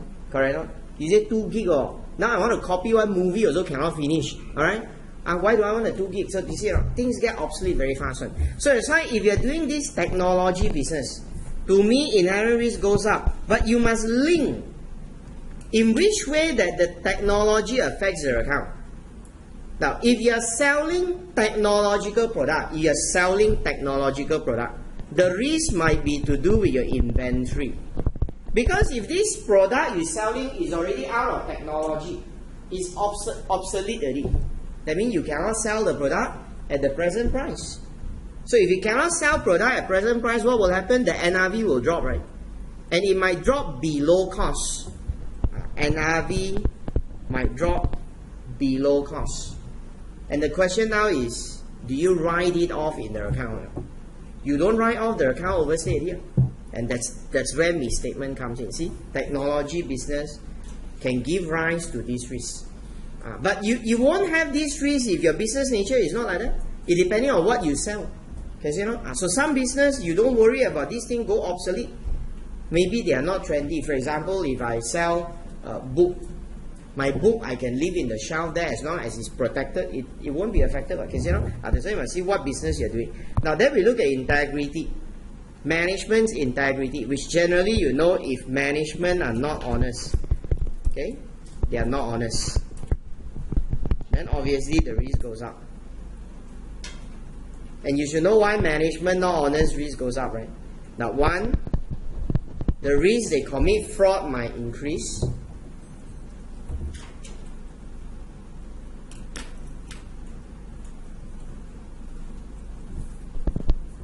Okay?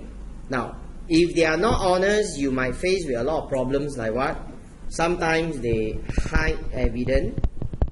That means there are things that they don't want to tell you, which will affect your capability to do the audit properly. Alright, there's a lot of problems to do with not honest. Okay. You look at the condition of the industry that they operate in. Now, to us, if the industry condition, let's say, unattractive. Now, you should know that when things are not attractive, what will happen? Performance drop, business result not good.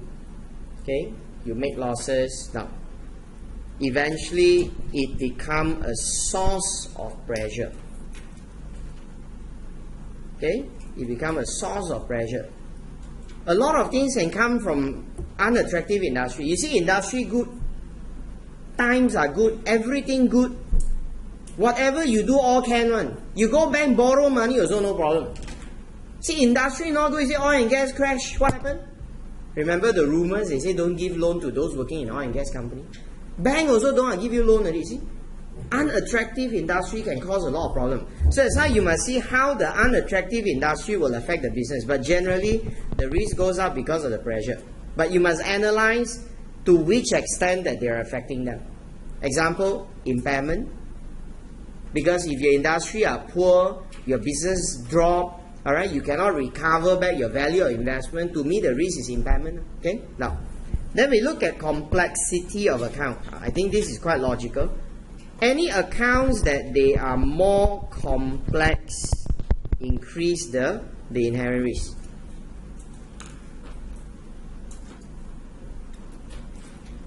This one's simple. You just imagine you're asked to do a cash account, cash sales account, and a deferred tax account. Which one more likely you're going to make mistake?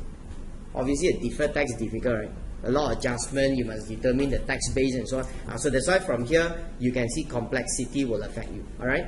Now, losses is how something can be easily stolen. Susceptibility to theft is how something can be easily stolen.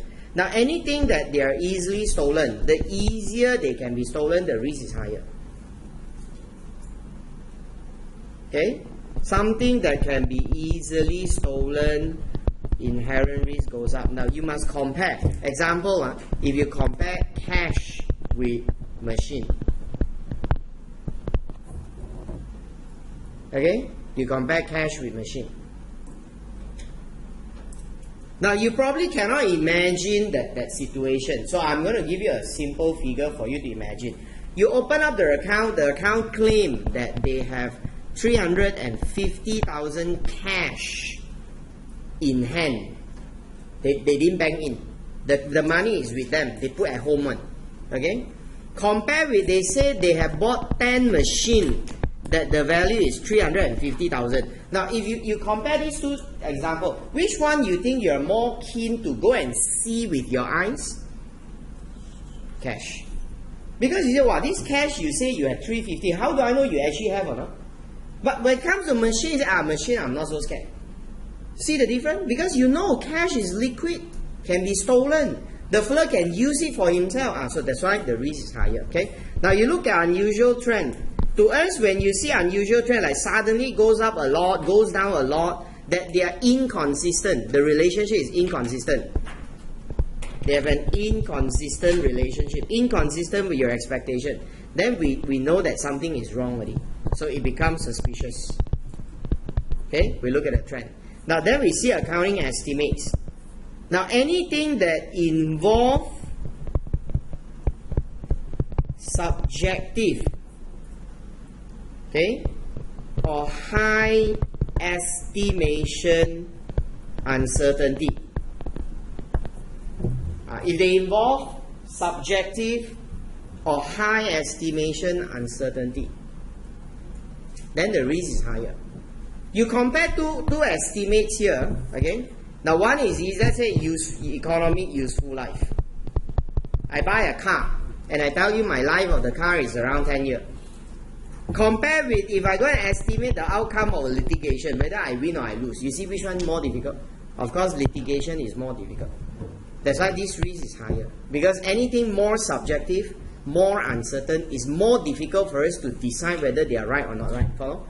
Okay, so these are all the factors that will affect our inherent risk. Okay? Now, so I give you a short break, then we come back and continue again. Okay, bye. Continue. Oh, I'll be giving you a test very soon. Oh, you study, I choose a day you come for test. Test is to make sure you study. You don't come, it's okay one. You come, don't come also never mind one. I don't take exam man. Correct not? See, I'm very honest. Okay, alright. You must know who take exam. I always say one. You want to pass, you must plant the seed that you need to pass. You need a reason to pass one. Okay. Even God want to bless you, see you so lazy, He also don't want to bless you. I mean, you think logic, okay? So you must work hard, alright? So test is to force you to work hard. Until this chapter, until this chapter, okay? So don't worry, very easy one, my test. Jumbo, alright? Jumbo, a bit of MCQ, a bit of writing, okay? Don't worry, I make you feel very ugly. uglily fail. All right, I also don't know how to use the word. Okay, so can give you what they call a shock to your confidence. Okay, then only you can fight all the way like our badminton team in Olympic like that. Because they lost the first match, wow, then after that all the way win. Okay, this is to tune your heart, man. Okay, come back to this. But let me get a date and I'll come back to maybe next week. No, next week I get a date, not next week. Why you all so sad one? Test only, fail also won't die one. You see, no? Exam also won't die if you fail, but not nice only. Okay, now come back to this. Okay, so I want to look at the second issue already. We know the reason why inherent risk go up, go down. Now we must look at control risk. Because control risk also, you must assess what? So if you want to assess, you must also know why control risk go up, go down. Okay. Whenever we describe internal control, you will hear people have this diagram. Okay? You must ask a name next time. So you all know how to call. Don't like that. Okay. Make friend. Make friend. You all must make more friend. Next time you get married, got more people to invite, got ang pao one. Okay? Now, come back to this. If not everyone get married, invite me. I die one, you know. All students, mister, I invite you. Then I got to give ang pao non-stop. Okay? Now, come back to this. So the 5 components of internal control is what you see now in the diagram. Now there's a reason why the diagram is put in this manner. Why that the first level is at the bottom, then followed by the second, the third, the fourth, and the fifth. Okay? Okay. What is the first level control environment? What's the control environment? You don't need to write because you see the notes I write for you. You listen. Okay? Control environment is the mindset, attitude. Now attitude very important one. Say like you have this attitude and say, I want to study very hard and I want to pass the exam, attitude. Then you go back, you do. It starts with attitude. Can you see that? Okay? But when you have the mindset, never mind lah, we still have a lot of time. December only exam December only . So you drag until 5th of December, then you start studying. Then that's the problem. Okay? So attitude very important. Mindset. So the mindset in this case is what kind of mindset? Now we're talking about internal control. It's the mindset with internal control. Whether you find internal control important or not important. Now this mindset, how do you differentiate a person that the mindset is good or not good? You look at those people, for example, they sit in the car. There are people sit in the car, they sit only, they put safety belt. Then you ask the person, why you put safety belt? Then in front got police. That one mindset wrong already. That's why they teach their son, you put safety belt, police catch you. That's why the son only see police put safety belt. Now, but there are people that their mindset is, after they watch YouTube, how the fella fly out from the car, then how the windscreen cut off the brain drop at that gear shaft there. Okay, wow. Then after you see that, you say, you cannot. I also must put it out. That's mindset. Okay, there are people mindset good, there are people mindset not good. Okay, now this is first thing. The mindset will bring you to the next stage. If your mindset is not there, you never come to the next stage. That's why internal control is the whole thing. We are talking about the system. We are not talking about one thing alone. For example, you go and ask people, hey, what's internal control? CCTV lo. They just point CCTV lo. The door lo. There's internal control. No. There is only a control activity. You must go beyond that. You must go and ask why the CCTV is there in the first place. That is internal control now. You don't get this idea, okay? We look at an example here. Let's say you're going to start a business, okay? You're going to start a business like mini market, alright? Or supermarket, alright? You're going to do a mini market or supermarket or whatever market, alright? Speed Mart 99. So you're going to put a lot of goods around your store, correct? Now, that's you. Obviously, when you start business, you're going to give yourself some imagination and you're going to start asking, hey, if I do this business, what kind of problem I'm going to face? Now, most obvious one, supermarket. Number one problem is what? People are thief. People stealing. You watch YouTube, you should know, right? How the lady can come in with the skirt. And then you laugh means you saw before. And they can carry crates and crates of beer. Well, I really find this very fascinating. Like, I don't know how they can do that one. I went and tried before. Out of curiosity, I try myself. I purposely take 2 crates. You know, Chinese New Year, we like to buy Coca-Cola. I purposely to take 2 crates. I put at my leg. I try to walk. Wow, I cannot walk. I so big like buffalo, so I also cannot walk. Wow, the woman can walk. Somehow you feel so natural. Wow, you see their training. The determination for them to steal. Very scary. Okay. Now, so I know that. Wow, I watch YouTube, so I know the thief. There will be a lot of people will come and steal my things. So if like that, I'm going to make losses. So that mindset comes here. See, I got a mindset. This mindset is my control environment. So I ask you, when you have this mindset, then what are you going to do? Then you're going to start walking into the shop. Then you start turning round and round and round, and you start to think further. You start to say, okay, if people really will steal, what will they steal? Where will they steal? You must think of it, right? Now, for example, will you go into a hypermarket and the next thing is you're going to steal the chicken egg? Put 2 crates of chicken egg under your leg there and then you hold it and walk out. You won't do that, because chicken egg so cheap. Somehow you put at the leg, the chicken egg drop. Somehow the chick come out, then how is it? So that's why you won't use chicken egg. So what will you steal if you are going to steal in a supermarket? You give me an example of things you want to steal. I know you won't steal, but I'm just example. If you're going to steal, what are you going to take? Alcohol? Why you very okay, you steal alcohol. Okay, good. Alcohol very expensive. You take XO. Okay. Now, I only think of Milo only. He think like alcohol. Okay. So I will steal Milo very expensive. One packet is 30 over ringgit. Correct not? Or maybe some people steal milk powder. Milk powder. Now actually, one thing very expensive one. You see, for example, every time people go to 7-Eleven and rob, what do they rob? Cigarette. This cigarette very expensive. One small pack 10 over ringgit already. Correct not? So you take and see. So I start to think, wow, there are certain things more risky, certain things not so risky. So from that analysis, you realize or not, I already come to second stage already. I'm doing risk assessment already. I'm already analyzing where the problem will be more serious, where the problem become more significant. So I start to tell myself the risk already. So I'm already entering stage 2, risk analysis. Then that risk analysis will give me a solution. What's my solution? For example, let's say this is my cashier. Those expensive things like you say Milo, you put front, at least the cashier can see.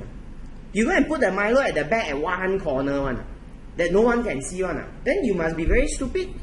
Then you purposely get people to invite you to steal the thing. I say that's risk analysis. People who understand, they will know where to place the thing. That's why all the cheap thing people don't want to steal they put at the back. For example, penyapu, I put at the back. You realize or not, penyapu mop penyodo all put at the back. Why don't put at the front? Because the one you want to steal also, you tell me which part you can put a broomstick in your body and you walk out, people cannot see you. I also don't know how. So that's why usually these are things we put at the back because we know people won't steal. But that is only one way I can control my risk. It's the way I arrange the stock. And so already a control already. The way I arrange the stock is already a control. But I still say that, cannot one. I still need to do more. So what would you do? Okay, you say you put CCTV. So you start to put. Now you put one CCTV here. Can or not? Cannot, not enough. So you say must put a few more. Okay, here put one, there put one. So you're gonna tell yourself where I must put the CCTV so I can monitor the whole place in the store, right? Okay, you put CCTV. So the fact that you are having this positioning, CCTV, put the cashier in the front, this is called control activity. Now you see, your mindset, go to assess risk, go to design the control. Now your control is there, everything done already.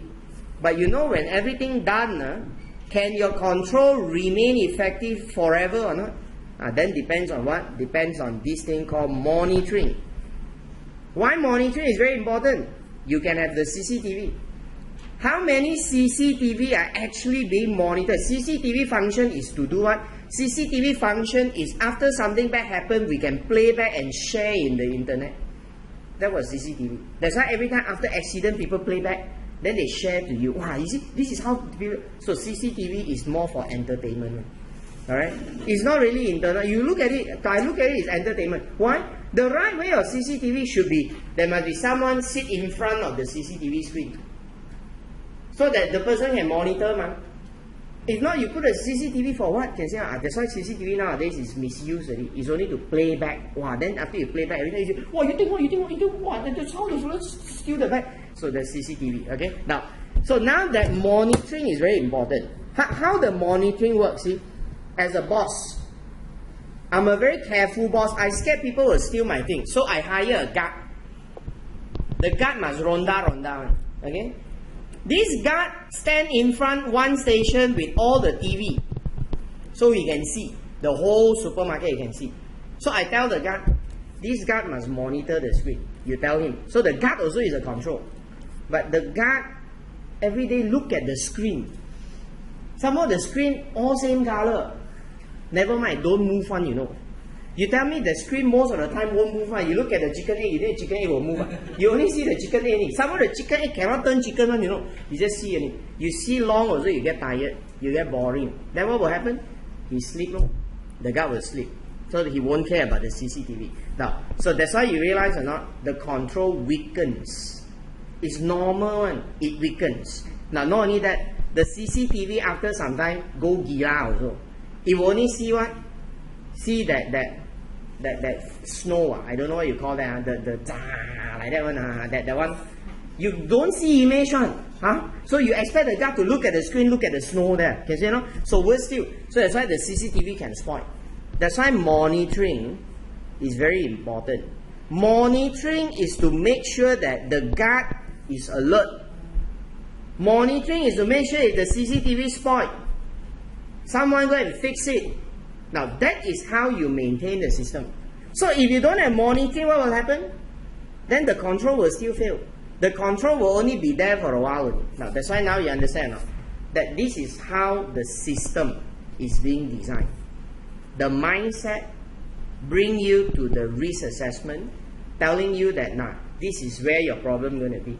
Knowing where problem going to be, you will then design your internal control. But designing internal control is useless, because for a while it can be good. You don't monitor, it's going to weaken one. Okay? Like you tell yourself, today you go back after some motivation talk, wow, I want to be hardworking. You say, okay, I never studied. Now you go back, you study, you open your book. You do that 1 week only.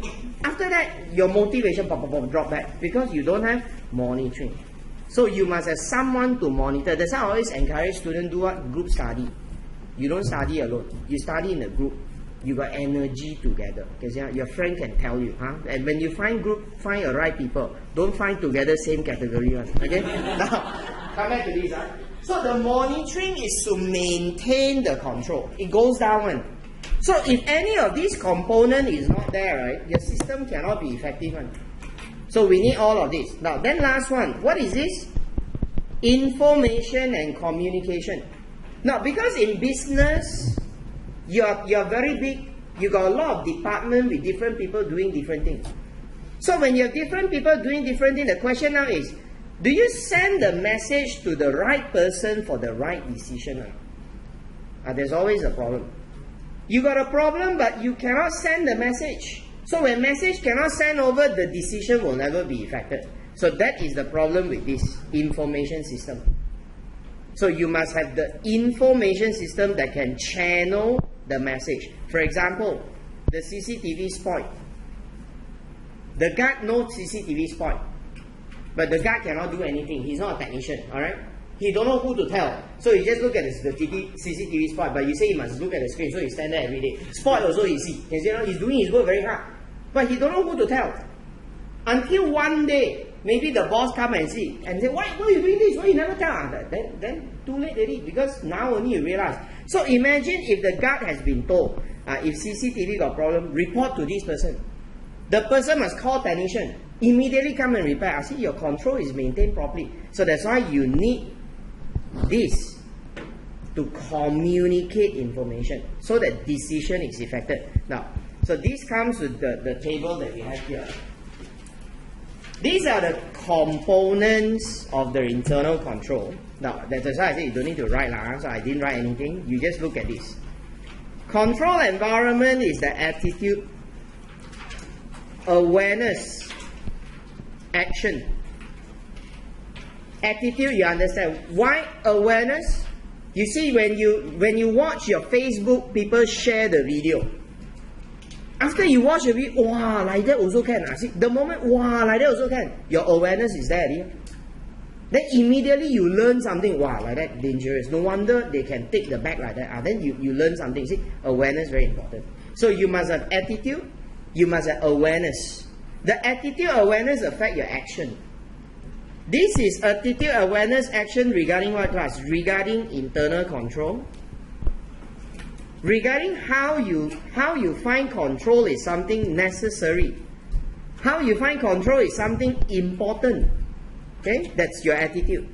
Now some people don't have this type of attitude one. Example, you go and tell about boss, you go and install CCTV and see, there are people say, for what? Waste money only. I see. Some people don't agree, some will agree. You can say no. So this is called attitude. Okay? Now, if you want the control risk to be low, this control environment must be strong. Strong means the attitude very good. Okay? Attitude is very good. That's called strong. So again, now back to this thing, like you're an auditor. Then you must know how to identify an environment that is strong or not strong. So what kind of business environment that you say is strong? What kind of environment you say is weak? So if I don't know, how can I assess the risk? That's why later I'll explain to you.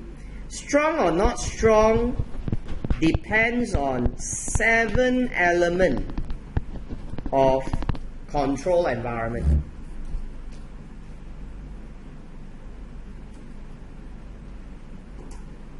Okay, strong or not strong depends on 7 elements of control environment. Okay, I can use this to assess. Just like, for example, to assess a student. One way I assess is your attendance. You also never attend all classes. Sometimes come, sometimes don't come. Then what attitude you having? Not good, no?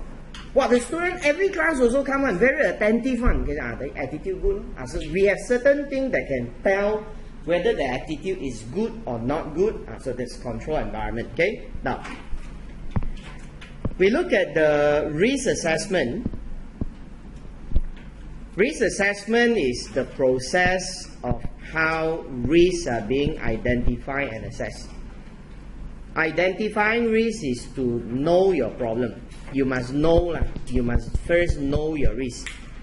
Now, after you know your risk, you must assess the risk. Okay? Assess is to quantify the risk. A risk may not be important to you because the risk could be an insignificant risk. So quantifying risk is what? Quantifying risk is to know how likely that this risk will occur. And how hazardous the risk can be if it occurs. Now that's called assessing. So through assessing, then only we can prioritize the risk. Just like in the shop, in my mini market, people steal my thing is a risk. Fire is also a risk. But if you use common sense, which one you are more worried? Stealing. You think stealing is more likely going to happen, correct or not? But will a person steal? He steal everything one. The whole shop he steal everything. But I never see this other person. The only one can do that, I think you must be a Superman. Okay? Now, so although the risk is very high, but you come and steal, you only steal little bit. So the impact not so bad. Fire, yeah, fire you don't think fire will happen so easily. The chance is very low. But once the fire come, what will happen? The whole shop gone already. So impact is different. That's why you have to look at this risk to react what you must do. That's why for fire risk, we normally buy insurance. But for stealing, maybe you don't buy insurance. So this is how we look at the risk. So what do we need to look at this control risk issue? Now, for us to assess control risk as low, right? This client that you're auditing, they must have a risk assessment process.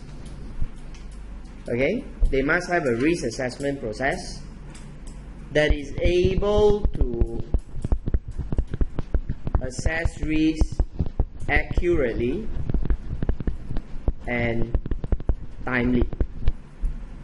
They must have a risk assessment that can assess risk accurately, timely. Some company, they have a risk department. Right? Then they have risk manager that will go around the company just to do this. So that's already a good way to show me you have risk assessment. Okay? Okay. Third, we look at control activity. Control activities refers to the things that you do.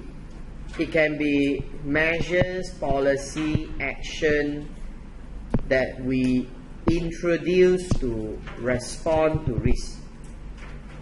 Is the CCTV that you say just now, the CCTV, okay, is the security guard, okay, is how you position the goods. The expensive one must put in area that can be supervised. That's called control activity.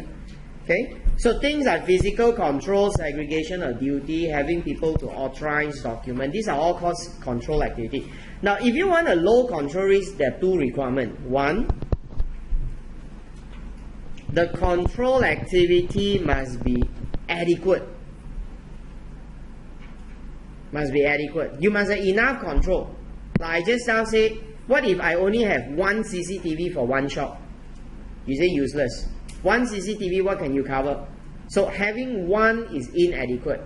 Now I can have a lot of CCTV, a lot. Whole shop I can put 30 CCTV. A lot, but all not functioning one. All like that one. And then useless. That means your control are there, but it's not functioning. So what is that? Effective. So you must ask these two things. Do you have adequate control and do you have effective control or not? If both yes, are then good. Control activities are there. Then the risk go down. Okay. Then you look at monitoring of control. Now monitoring is what? Monitoring is this process to appraise your system.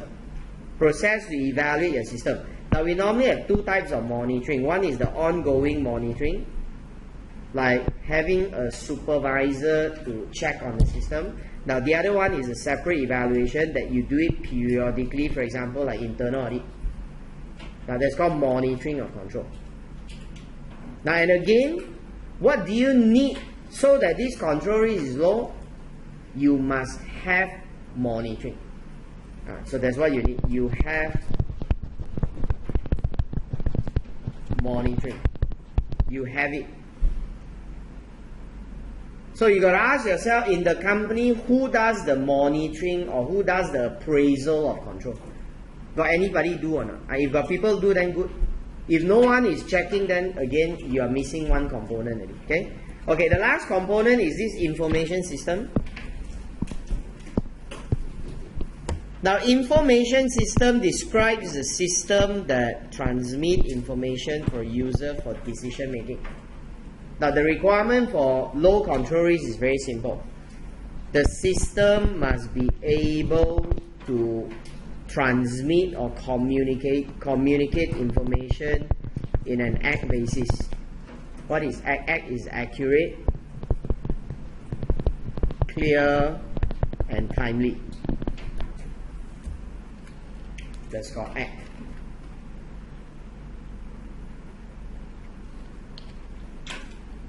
Okay? So what's wrong when your system does not act? Now, example, I have a car. You wanted to go Cameron Highland. okay? Or you want to go Genting Highland, whichever Highland, okay? Now, but I wanted to tell you, my car brake malfunction. The brakes spoiled already, so the car not very good, cannot brake very well. I wanted to tell you, before I tell you, you go up already. How? That means the next time I see you is you go down already. Because I wanted to tell you the brake got problem, but I couldn't tell you. Now, what's wrong with that information system? The message cannot come across. That's why a lot of action cannot be effected. So that's the issue. So that's why it's very critical that information must reach the right person on time. You see all disasters like that, you look at those Discovery or National Geographic movie, when they talk about what seconds from disaster, how that building runtuh, people see cracks, but problem is what? No one report. No one reached the right person. That's why disasters happen. Okay, so Malaysia also the same. All the stadium crack, then runtuh, all same. It's the communication aspect. Now these are the 5 things you need. So when you have all the 5 things, and you have the 5 things in this manner, I say, right? Then your control risk become low. So the auditor must go in and assess. Okay, now, so this is to go further. Now you must know the element. This one got asked in the exam one, Examiner asked what? Explain me the 5 components of internal control. 5 marks. So you don't know how to write 5 components, then you cannot do it. So that's why you must understand. Then you must try and see how to write them out. If you cannot write out on your own words, then you follow what I write here. Okay. Now we're going to go further and look at this. Page 76.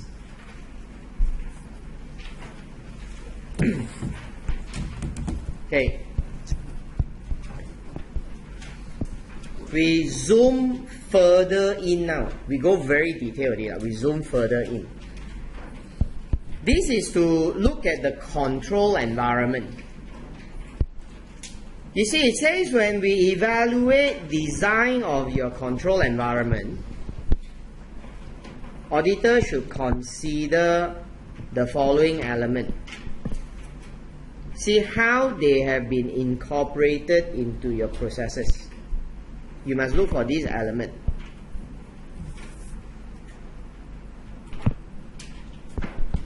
So again, why do you want to know this? Because if you cannot find this element, then you will conclude that the environment is weak. Understand or not? If these elements are missing, then we conclude environment is weak.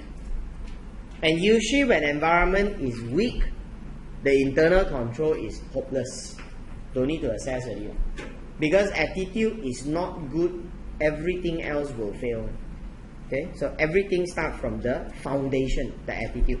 Okay, so how do you see the attitude? The attitude of who? The attitude of the top management, or their board of directors, or their senior management. Okay, what do you see? Number 1, we go and find out the way how they communicate and enforce integrity and ethical value.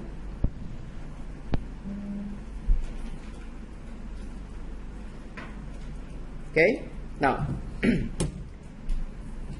if you have bosses that they are very serious about internal control, that means these bosses must be a very straightforward person, no? Am I right?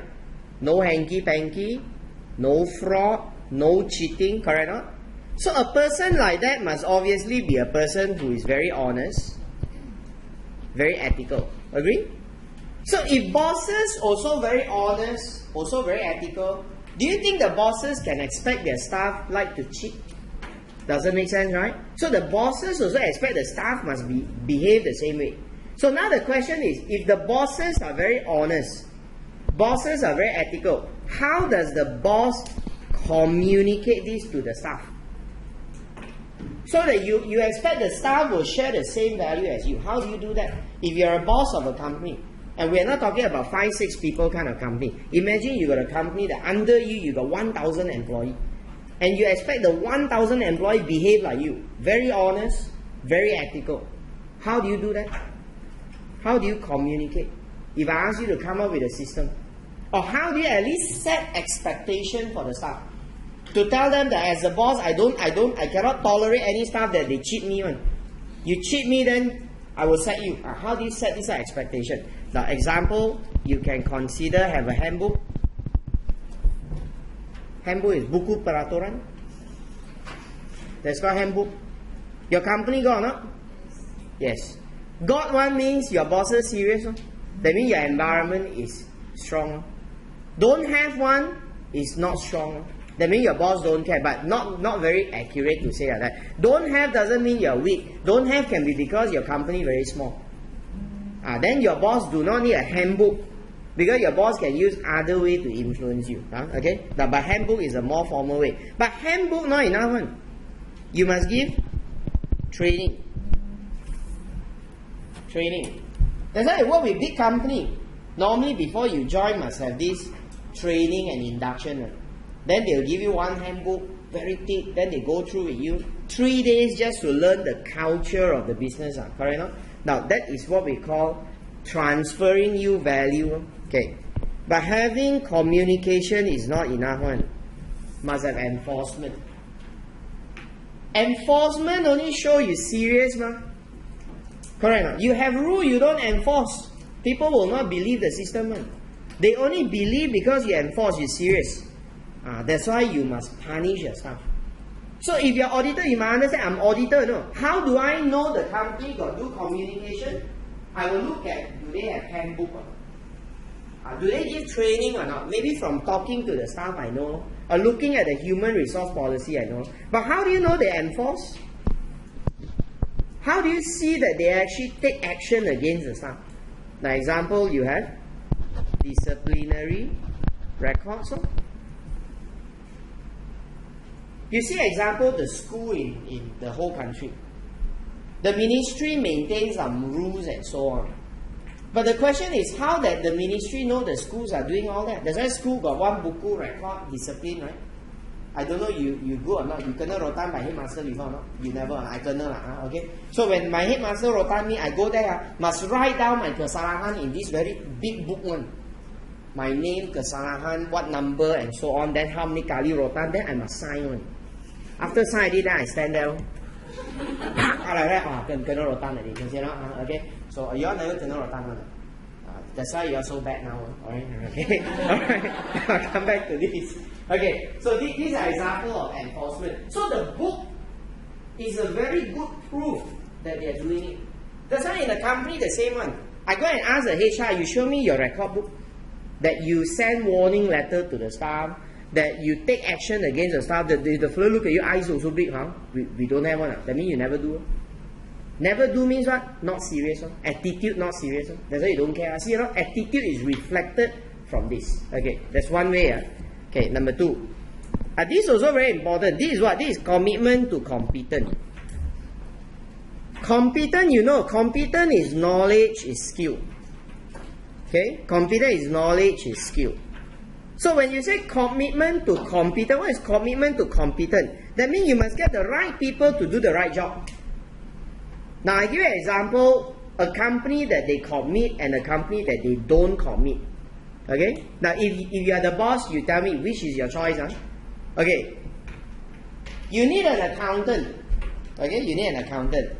The best person for this job is this person must be qualified and has at least 3 years experience. But his salary is around 6,000 a month. Okay? Now that's the best choice. There's a guy come to you and say, I am part ACCA, not yet qualified. But I study accounting already. Accounting, I know. I study 3 times, I fail only. But I study 3 times. Okay, I know one. But because I'm not qualified, I don't take 6,000. I take half. You give me 3K also enough. Okay, if you are a boss, will you accept this candidate? 3,000 cheaper, 1 month 3,000, 1 year 36K. 36K, you can buy a car and can go for a holiday already. You don't. You rather pay 6,000. Very good. So if you rather pay 6,000, your attitude is good. But if you say, wow, so cheap, 3,000, can try. Okay, try. You try means you are not committed. So that's why attitude is reflected from this commitment. But how do I know this person got commitment or not? Now I'm auditor, I'm an outsider. No, I'm not you. You know yourself, but I'm an outsider. How do I see? Okay, one way for us to see is very simple. We can look at, do they define their job description? It's already a very good proof already. That's why you see all the big companies, you notice or not? They have defined that, now this position, you must have this qualification, you must have how many years of experience, you must have this age requirement, everything specified already. And when you specify, it's a commitment. Now you see example, this position must be a degree holder. Example, a degree holder. A person can't tell you, I got diploma. Can you consider me? Cannot. Because I said I must have a degree, I said commitment. That is how they show commitment. So do you have this or not? Now you have good, you already have the second element of a good attitude. So that's what we are seeing. Okay, now we go on. Now we see TCWG again. Those charged with governance. Now if you see the heading, they say participation by those charged with governance.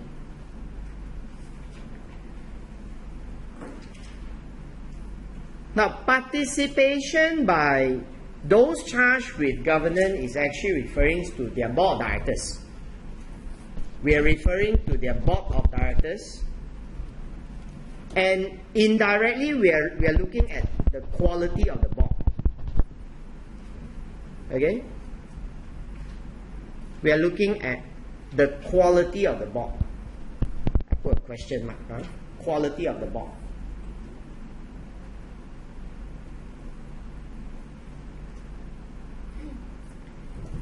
Because the company is managed by the directors. They are the ones that run the business, right? They oversee the business.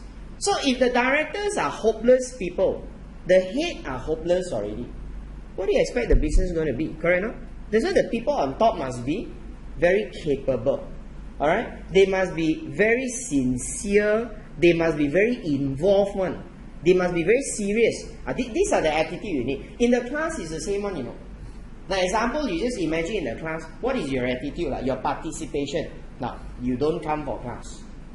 Suka come, Suka don't come. You miss the class. You miss the class, you don't know next class what's happening already. How effective can the lecture be? Now, then number two, I ask question, you sit. You don't want to answer one. You know, when you don't answer question, it will affect your that spiritual, not spiritual, that internal thing in you, that you build a resistance with me. You don't enjoy so much one. Because when you participate with me, you will say, wow, I enjoy. When you enjoy, you like it, the thing go in very easily. This one, you come in, you sit down there, you just look at me like that. You don't want to answer. You ask also, this question, stupid question, I don't want to answer. This question, difficult question, I also don't know, I don't want to answer. You stupid question also don't answer. Difficult question also don't want to answer. Sometimes I ask stupid questions so that I make you feel involved only. Very important, participation. So you must look at how good the directors are. So directors good when they are very involved. Their attendance, full attendance one. Okay? They ask difficult question in the board. Okay? They monitor the activity of the business. Now, so generally, I just want to use one word. You have very good directors. They are very good directors. So if you have very good directors, then the control environment is strong. If you got hopeless director, then it's not strong. Okay? So that's the issue about directors. Okay, go on. Now we're going to see the next element called philosophy and operating style. Philosophy and operating style. Now guys, philosophy operating style is relating to their attitude when it comes to taking risks. Okay? The attitude of the management when it comes to taking risks. Okay. The attitude of the management when it comes to reporting. I just put here, the attitude of the management when it comes to taking risks and when it comes to reporting.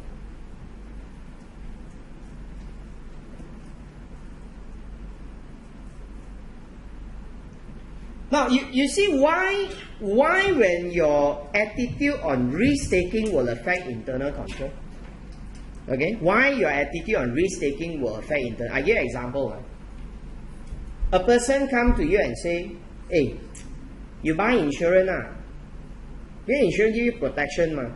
Anything goes wrong, the insurance can cover for you. I don't need insurance. I don't think the problem will happen. Even happen, never mind, I'm prepared. I take the risk. I say you take risk.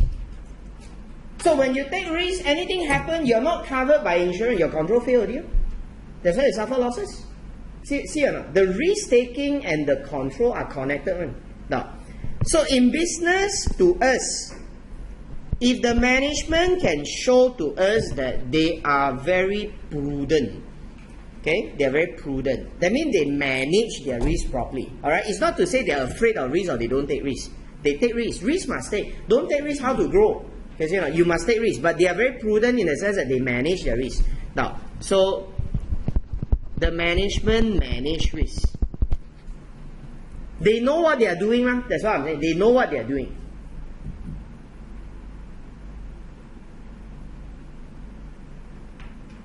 But again, I'm an auditor.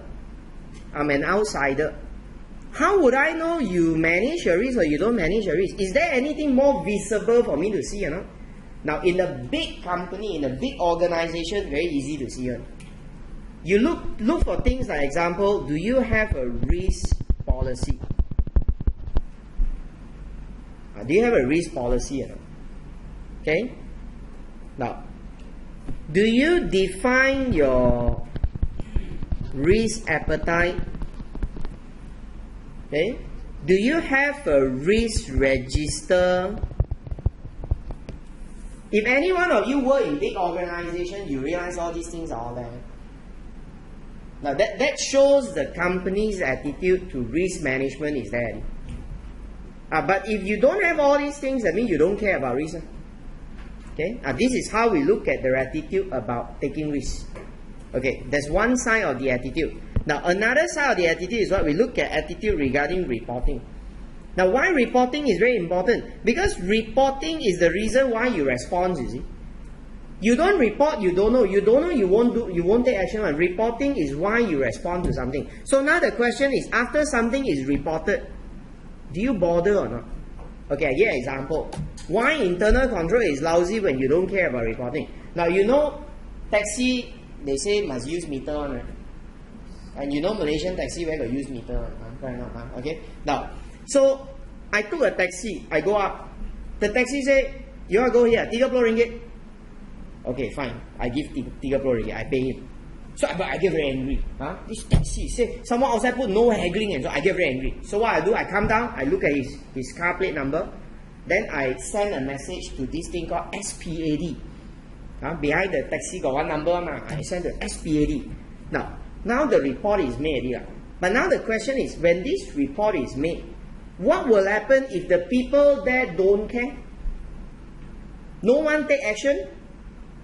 Then the control fail. You realize or not? That's why the attitude to reporting is very important. So do you have a right attitude when people report to you, you take initiative to respond? This is what we see. So in terms of the board of directors, in terms of the top management, what kind of attitude do you expect? Now, I expect them to be, example, very supportive and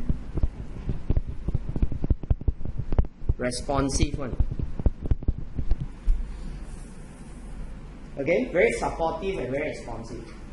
But again, you must understand you're an auditor. As an outsider, how do you see they have this attitude or not? Okay, I can look for a few evidence. Example, you look at how much they invest in reporting system. You know, there are companies that they spend so much money to come up with ERP system. You heard of SAP before? There are some companies spend millions just to invest in SAP. Then you ask them, why you spend so much? Oh, your report very important. See, bosses see reports very important. That's why they invest. So I can see that. I look at how much they invest in the reporting system. Okay. Now I look at things like how frequent that they need to do or come out with report. We do a very simple comparison, listed company and those not listed. Which one you feel is better, the system? Listed, right? You look at listed company, 1 year, how many times they must do disclosure on their reports? At least 4 times through 4 quarters. You look at all the Sdn Bhd, they got do all this or not? They don't care one. That's the difference. No? Care and don't care is the attitude. Okay. Now this is about philosophy, operating style. Okay. Now next one. Now these two things I think we can discuss together because they're connected. It's the structure and the way you assign authority and responsibility.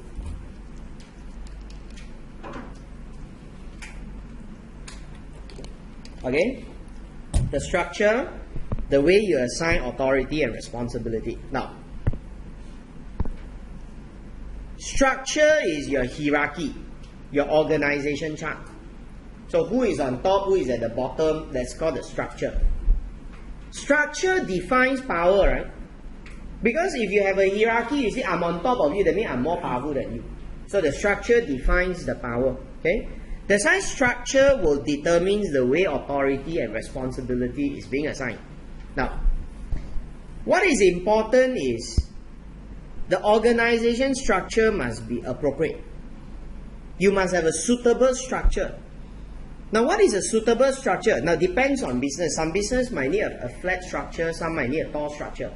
But a good structure is a structure that you can maintain a good control and yet you allow decisions to be executed in a very efficient manner. So that's called a good structure. Now I don't care whether your structure is good or not good because it's not up to me to say that because you are the business, you know. So as an auditor, I'm interested with one question.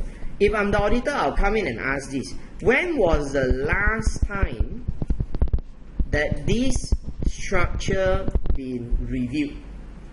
I will just ask this question to the management. When was the last time you reviewed the structure? Now, why do I ask this question? You think and see. I ask the company, hey, when was the last time you reviewed your structure, your hierarchy? Oh, yo, this one, I think easily 10 years ago. To me, 10 years ago until now, you never changed your structure? Yeah, we never changed. But 10 years, your business has changed so much, right? Yeah, business grow very big already, but structure the same.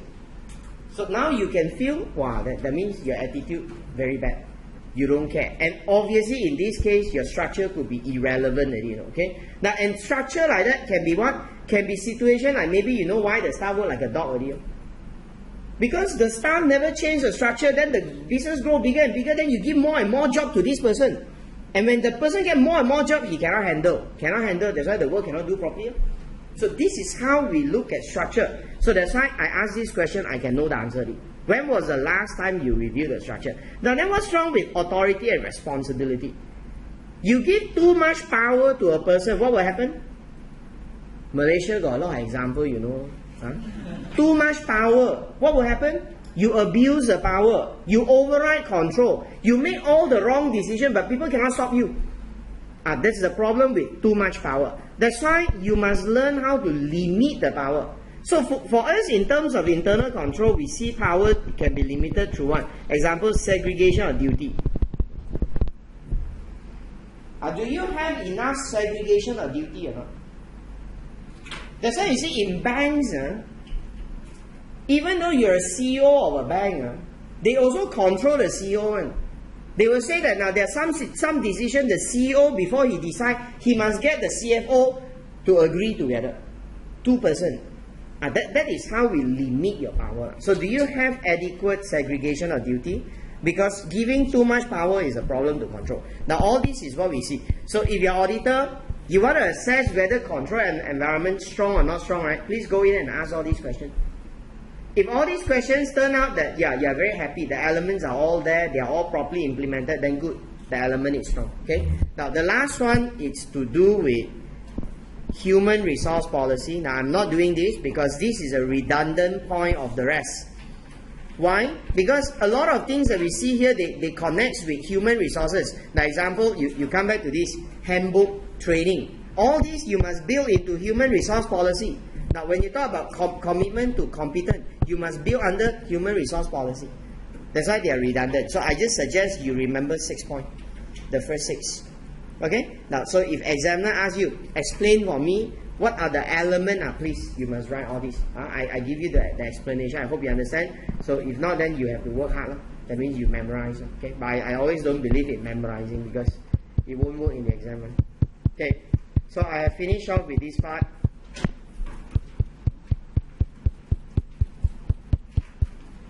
So now you understand what is audit risk, inherent control detection. And you know why we need that, because we do risk-based auditing. Now you know factors. There's a lot of factors I've gone through already. We talk about unique clue. Okay, 9 of them under inherent risk. We talk about the 5 components of internal control. Now these are all the factors. So now you know all the basic element. Now then you can come to this stage. You must assess the risk. Now, assess the risk is about go and look for the factor. Go and determine the factor. That's called assessing risk. Now, example, just now we say unique clue. Okay, unique clue. So under unique clue, M is what? Management experience. Okay, M is management experience. Now you tell me, how do you know management experience or inexperience? How do you know management experience or inexperience? Very difficult question. Okay, how do you know a lecturer you want to attend a class is experienced or inexperienced? You don't say you join the class first. You join too late already. You must ask before you join. So you go and ask, right? Ask, right? You ask who? You ask friend. You go and read the forum. Correct? Now ask until you know where to ask. You read our profile. That's how we cheated you to come in. Write very nicely. You can see, Mr. Lau has taught for 50 years. Okay, and so you come in. Okay. Now this is how you assess risk. So you see or not? I can ask, inquire. Okay. I go and ask. Like you say, go and read. You read the profile. Read is inspection. Inspection. Okay, so ask is one way, read is one way, go and see is also a way. Observe. Okay, observe.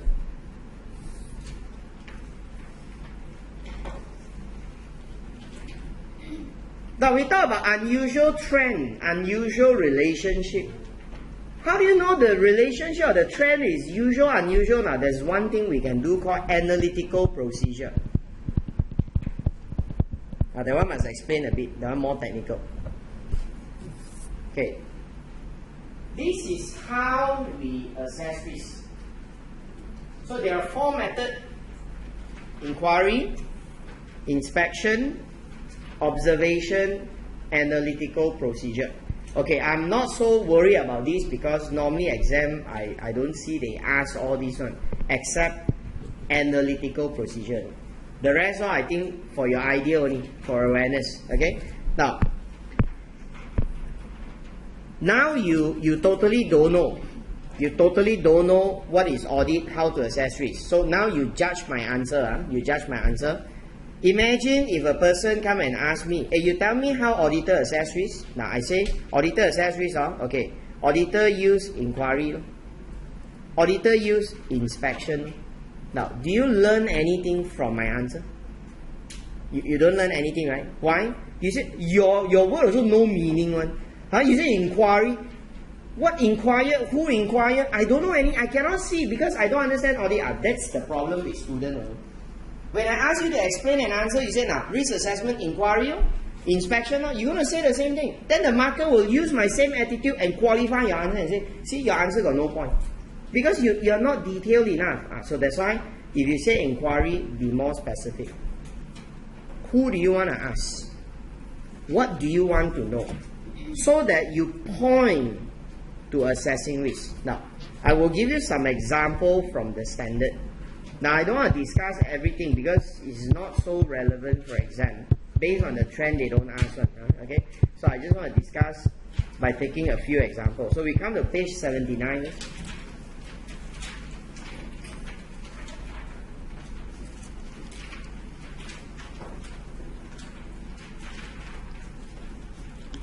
Okay. Now,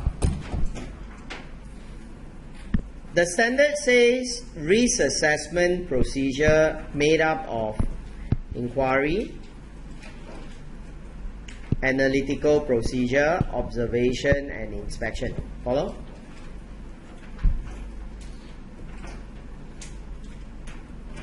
Okay. So to let you understand how we assess risk through these four methods, the standard gave us a lot of examples.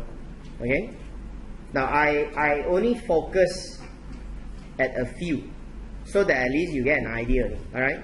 Now, example, the standard say you can go and ask those employees, okay, that involved in processing, recording the complex or unusual transaction.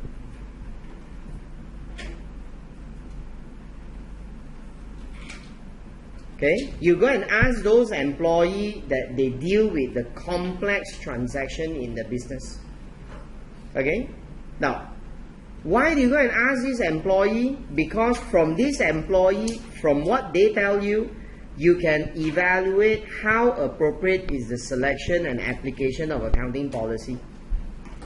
Which you know, if they selected accounting policy which are not appropriate, that's where the risk comes in. Correct, no? Because if it's inappropriate, then the risk of MM increases. Because you make more mistakes. You notice or not? See, that's how I assess risk. Okay. Now we take another example. The standard suggests that you can go and ask their in-house legal counsel. In-house legal counsel is what? Their own lawyer. You know, some companies so big, they have their own legal department. So you go and ask, you go and see their legal department. Okay, what do you want from this legal department? What can they tell you? Now, they can tell you example things like what? Okay, they can tell you example things like, got anyone sue them or not? You tell me got people sue you, is that not risk? That's risk already what? If this client got people sue and no people sue, my audit is different because got people sue, I got to be more careful with it. Risk is there. See, I just find out from the internal department, legal department, got people sue them or not. Now, I can find out from them, got any incident that they break the law or not. Okay? Now, or I can find out from them, hey, you know got people do fraud or not? Or you suspect any fraud or not? Got anyone report to you or not? Obviously, if they say yes, wow, the risk goes up. Wow, you mean your company got suspect fraud? See? The auditor say, wow, this audit, be careful. So that's how we assess risk. So you can go to many, many different people. You see the list goes down all the way until number 7. Now, but again, because examiner don't ask all these, so I don't want to go through everything. I just go through 2 to give an idea how inquiry help us to assess risk. Then the last one I'll discuss with you is this. Now this one can be a very crucial issue for the auditor, is you go and ask their internal audit department. Okay, go and ask their internal audit department. Now please look at page 80. Because it's so crucial, the standard purposely has one section just to deal with inquiring from internal auditor. Okay, now I'm not sure if you're aware of what's the differences between internal and external auditor, but I can give you some idea. Internal auditor and external auditor are more or less the same. You just think of them like external auditor, the policeman. Internal auditor like their own security guard. Okay, they're inside one. Alright. So they also do things like external auditor. They also do audit. They also do checking. They also want to test control. The only difference is they take instruction from the board of director. Whereas we are external auditor, we don't take instruction from the director. We are taking instruction from shareholder. That's the only difference. Okay. Now, because some of the work that internal auditors do and external auditors do, they overlap. So it might be very helpful to us. They also go and check the system. They also go and test the control. Now, that's why we say internal audit is likely have obtained insight. That means they already have their information. Okay? Insights on what? On their operation and their risk. Okay? And these may have finding. They have the finding. And this finding may even include findings like what? Findings like control weaknesses. Wow, that's exactly what I need. Am I right? Control good or not good affects control risk, right? And since the internal auditor know whether the control good or not, why not you just go straight and ask him? Just go to internal auditor, hey, you tell me your company internal control got problem or not?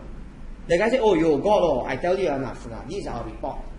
From the test, this side got problem, the other. You have all the information you need. That's why you start with them. You go and check from the internal auditor. Now, the standard go on and tell us, if after you get all this information from internal auditor, after the inquiry is been made, right? If it appears to you that the finding seems to be relevant,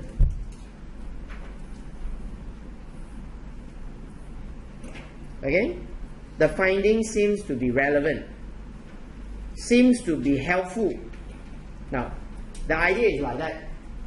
You just imagine he is the internal auditor. So I asked him, hey, your control got any problem or not? So from our discussion, he tell me, go, these are the issues. After I listen, I said, wow, not bad, but this is quite relevant. So I tell him, hey, the report passed to me. Because discussion very limited. The report are more detailed. I said, come on, pass me the report. I want to see the more detailed things in the report. That's why if you find that these are relevant to you, right, you may consider to read the report of the internal auditor.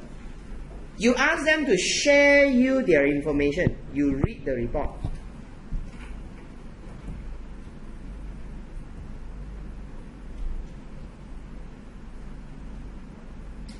Okay? Now, not only that, we also find internal auditor might be very helpful because the internal auditor may have information about fraud. Why? Because if the company got fraud, they must get someone to check, right? And normally the person that will be responsible to check fraud is the internal auditor. The audit committee will pass it to the internal auditor. That's why internal auditor might know one. So you go and ask them, hey, you know any fraud or not? So you must ask different people whether they know any fraud or not. If in case anyone tell you, then that affect the risk already. Now, only through all these things, if you find the internal auditor is really helpful, okay, then you may consider you want to have more meetings with the internal auditor. Why? Now, example, you want to coordinate work with the internal auditor.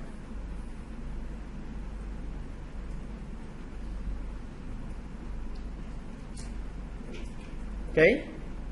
Now, what do you mean by coordinate work? Okay, I'll give you an example. Imagine this company, their business very big. They have around 20 stores, 20 warehouses around the country. As part of the audit, I'm going to go to all these warehouses to do stock take.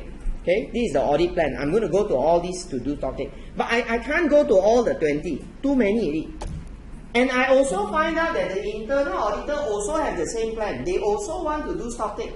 Now you feel, isn't it so stupid that if internal and external auditor go to the same place?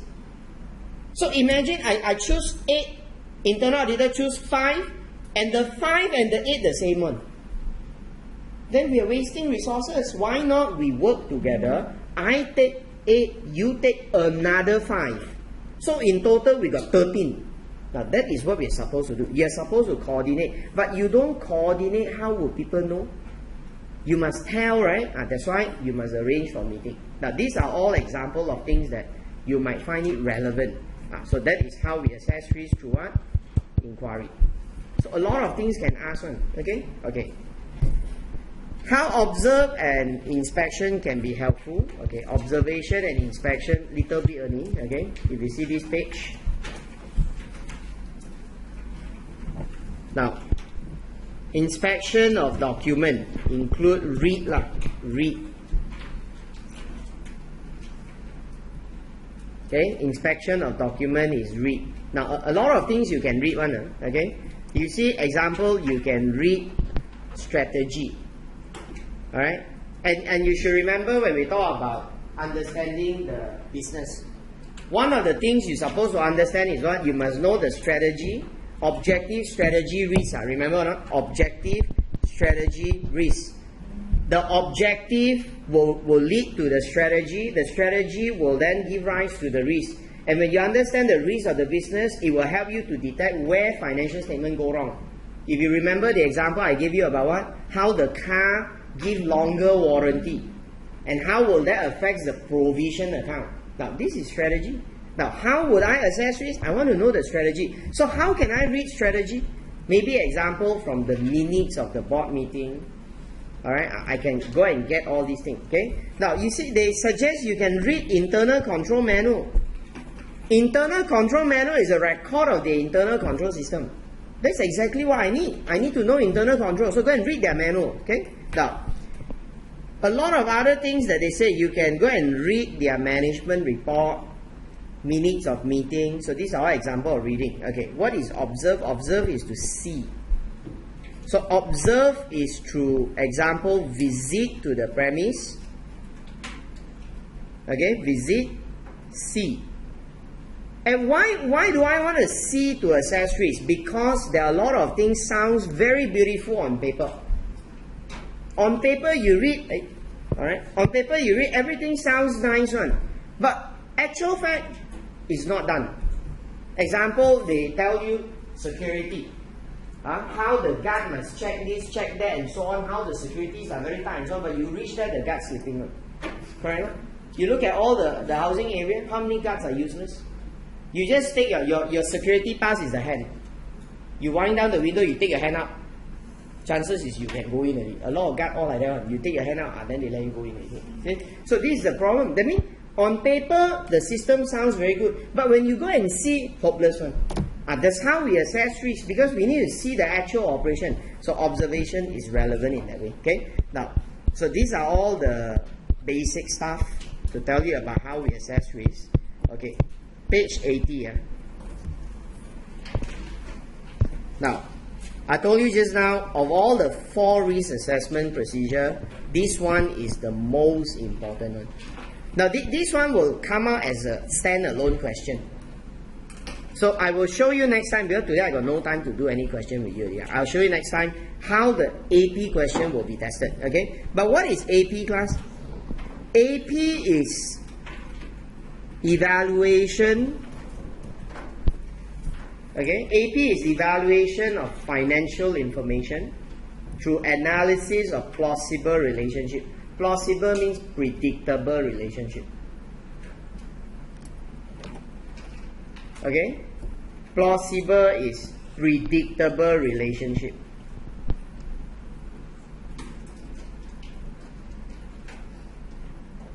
Now, so that evaluation will let us see if the relationship is normal or abnormal. So when you do the evaluation, you might come across relationships that are inconsistent. Okay? Relationships that are inconsistent with other relevant information, or that they are different from expected value by a significant amount. Now, this is what we call unusual or abnormal. And whenever we see something unusual or abnormal, we guess that something is wrong. Now I say guess. It's not true, man. But my guess is something is wrong. So it's a guess that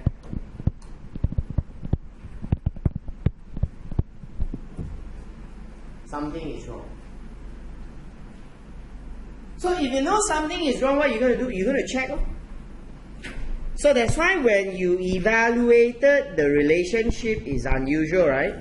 Then you must investigate. See the logical sequence? You evaluate. If you realize something is not right, then you investigate.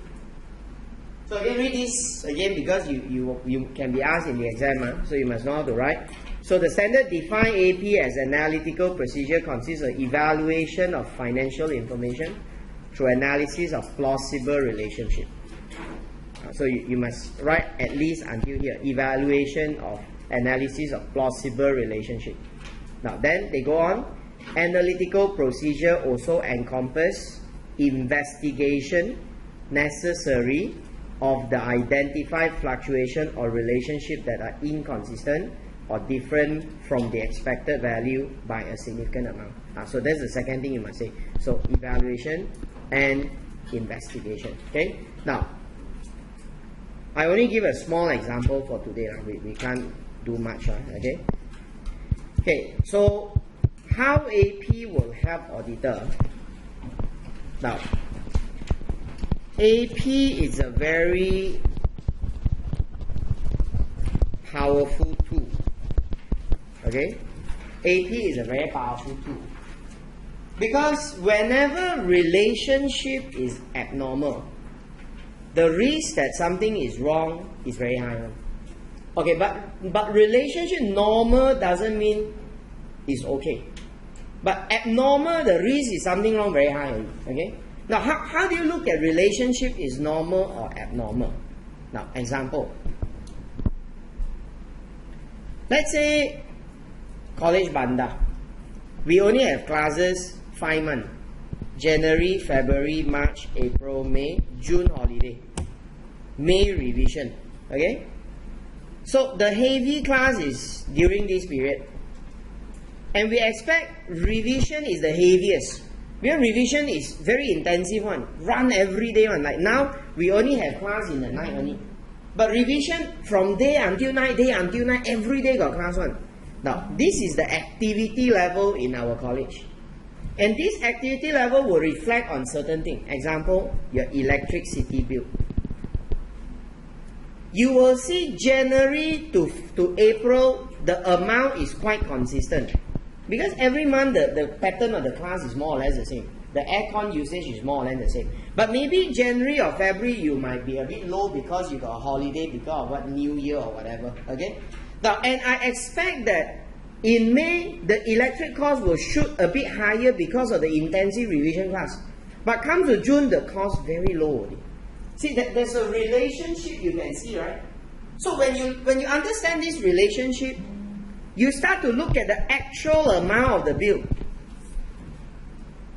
And you notice, one particular month, the bill was very high. Very unusual. To me, something is wrong. Then you go and check. Okay?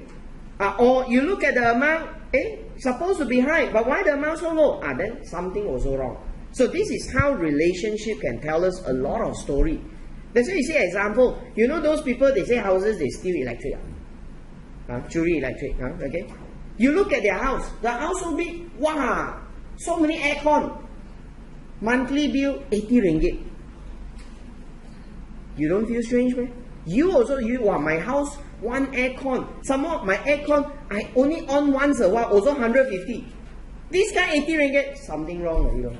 So now you know why relationship is very critical in audit, because it will give us a lot of direction. Okay. Now we use this to do risk assessment. Now I got no time for today, so I will stop here. Okay. Next week I'll show you how we do AP. I'll discuss 2 examples with you also. Thank you very much. Okay.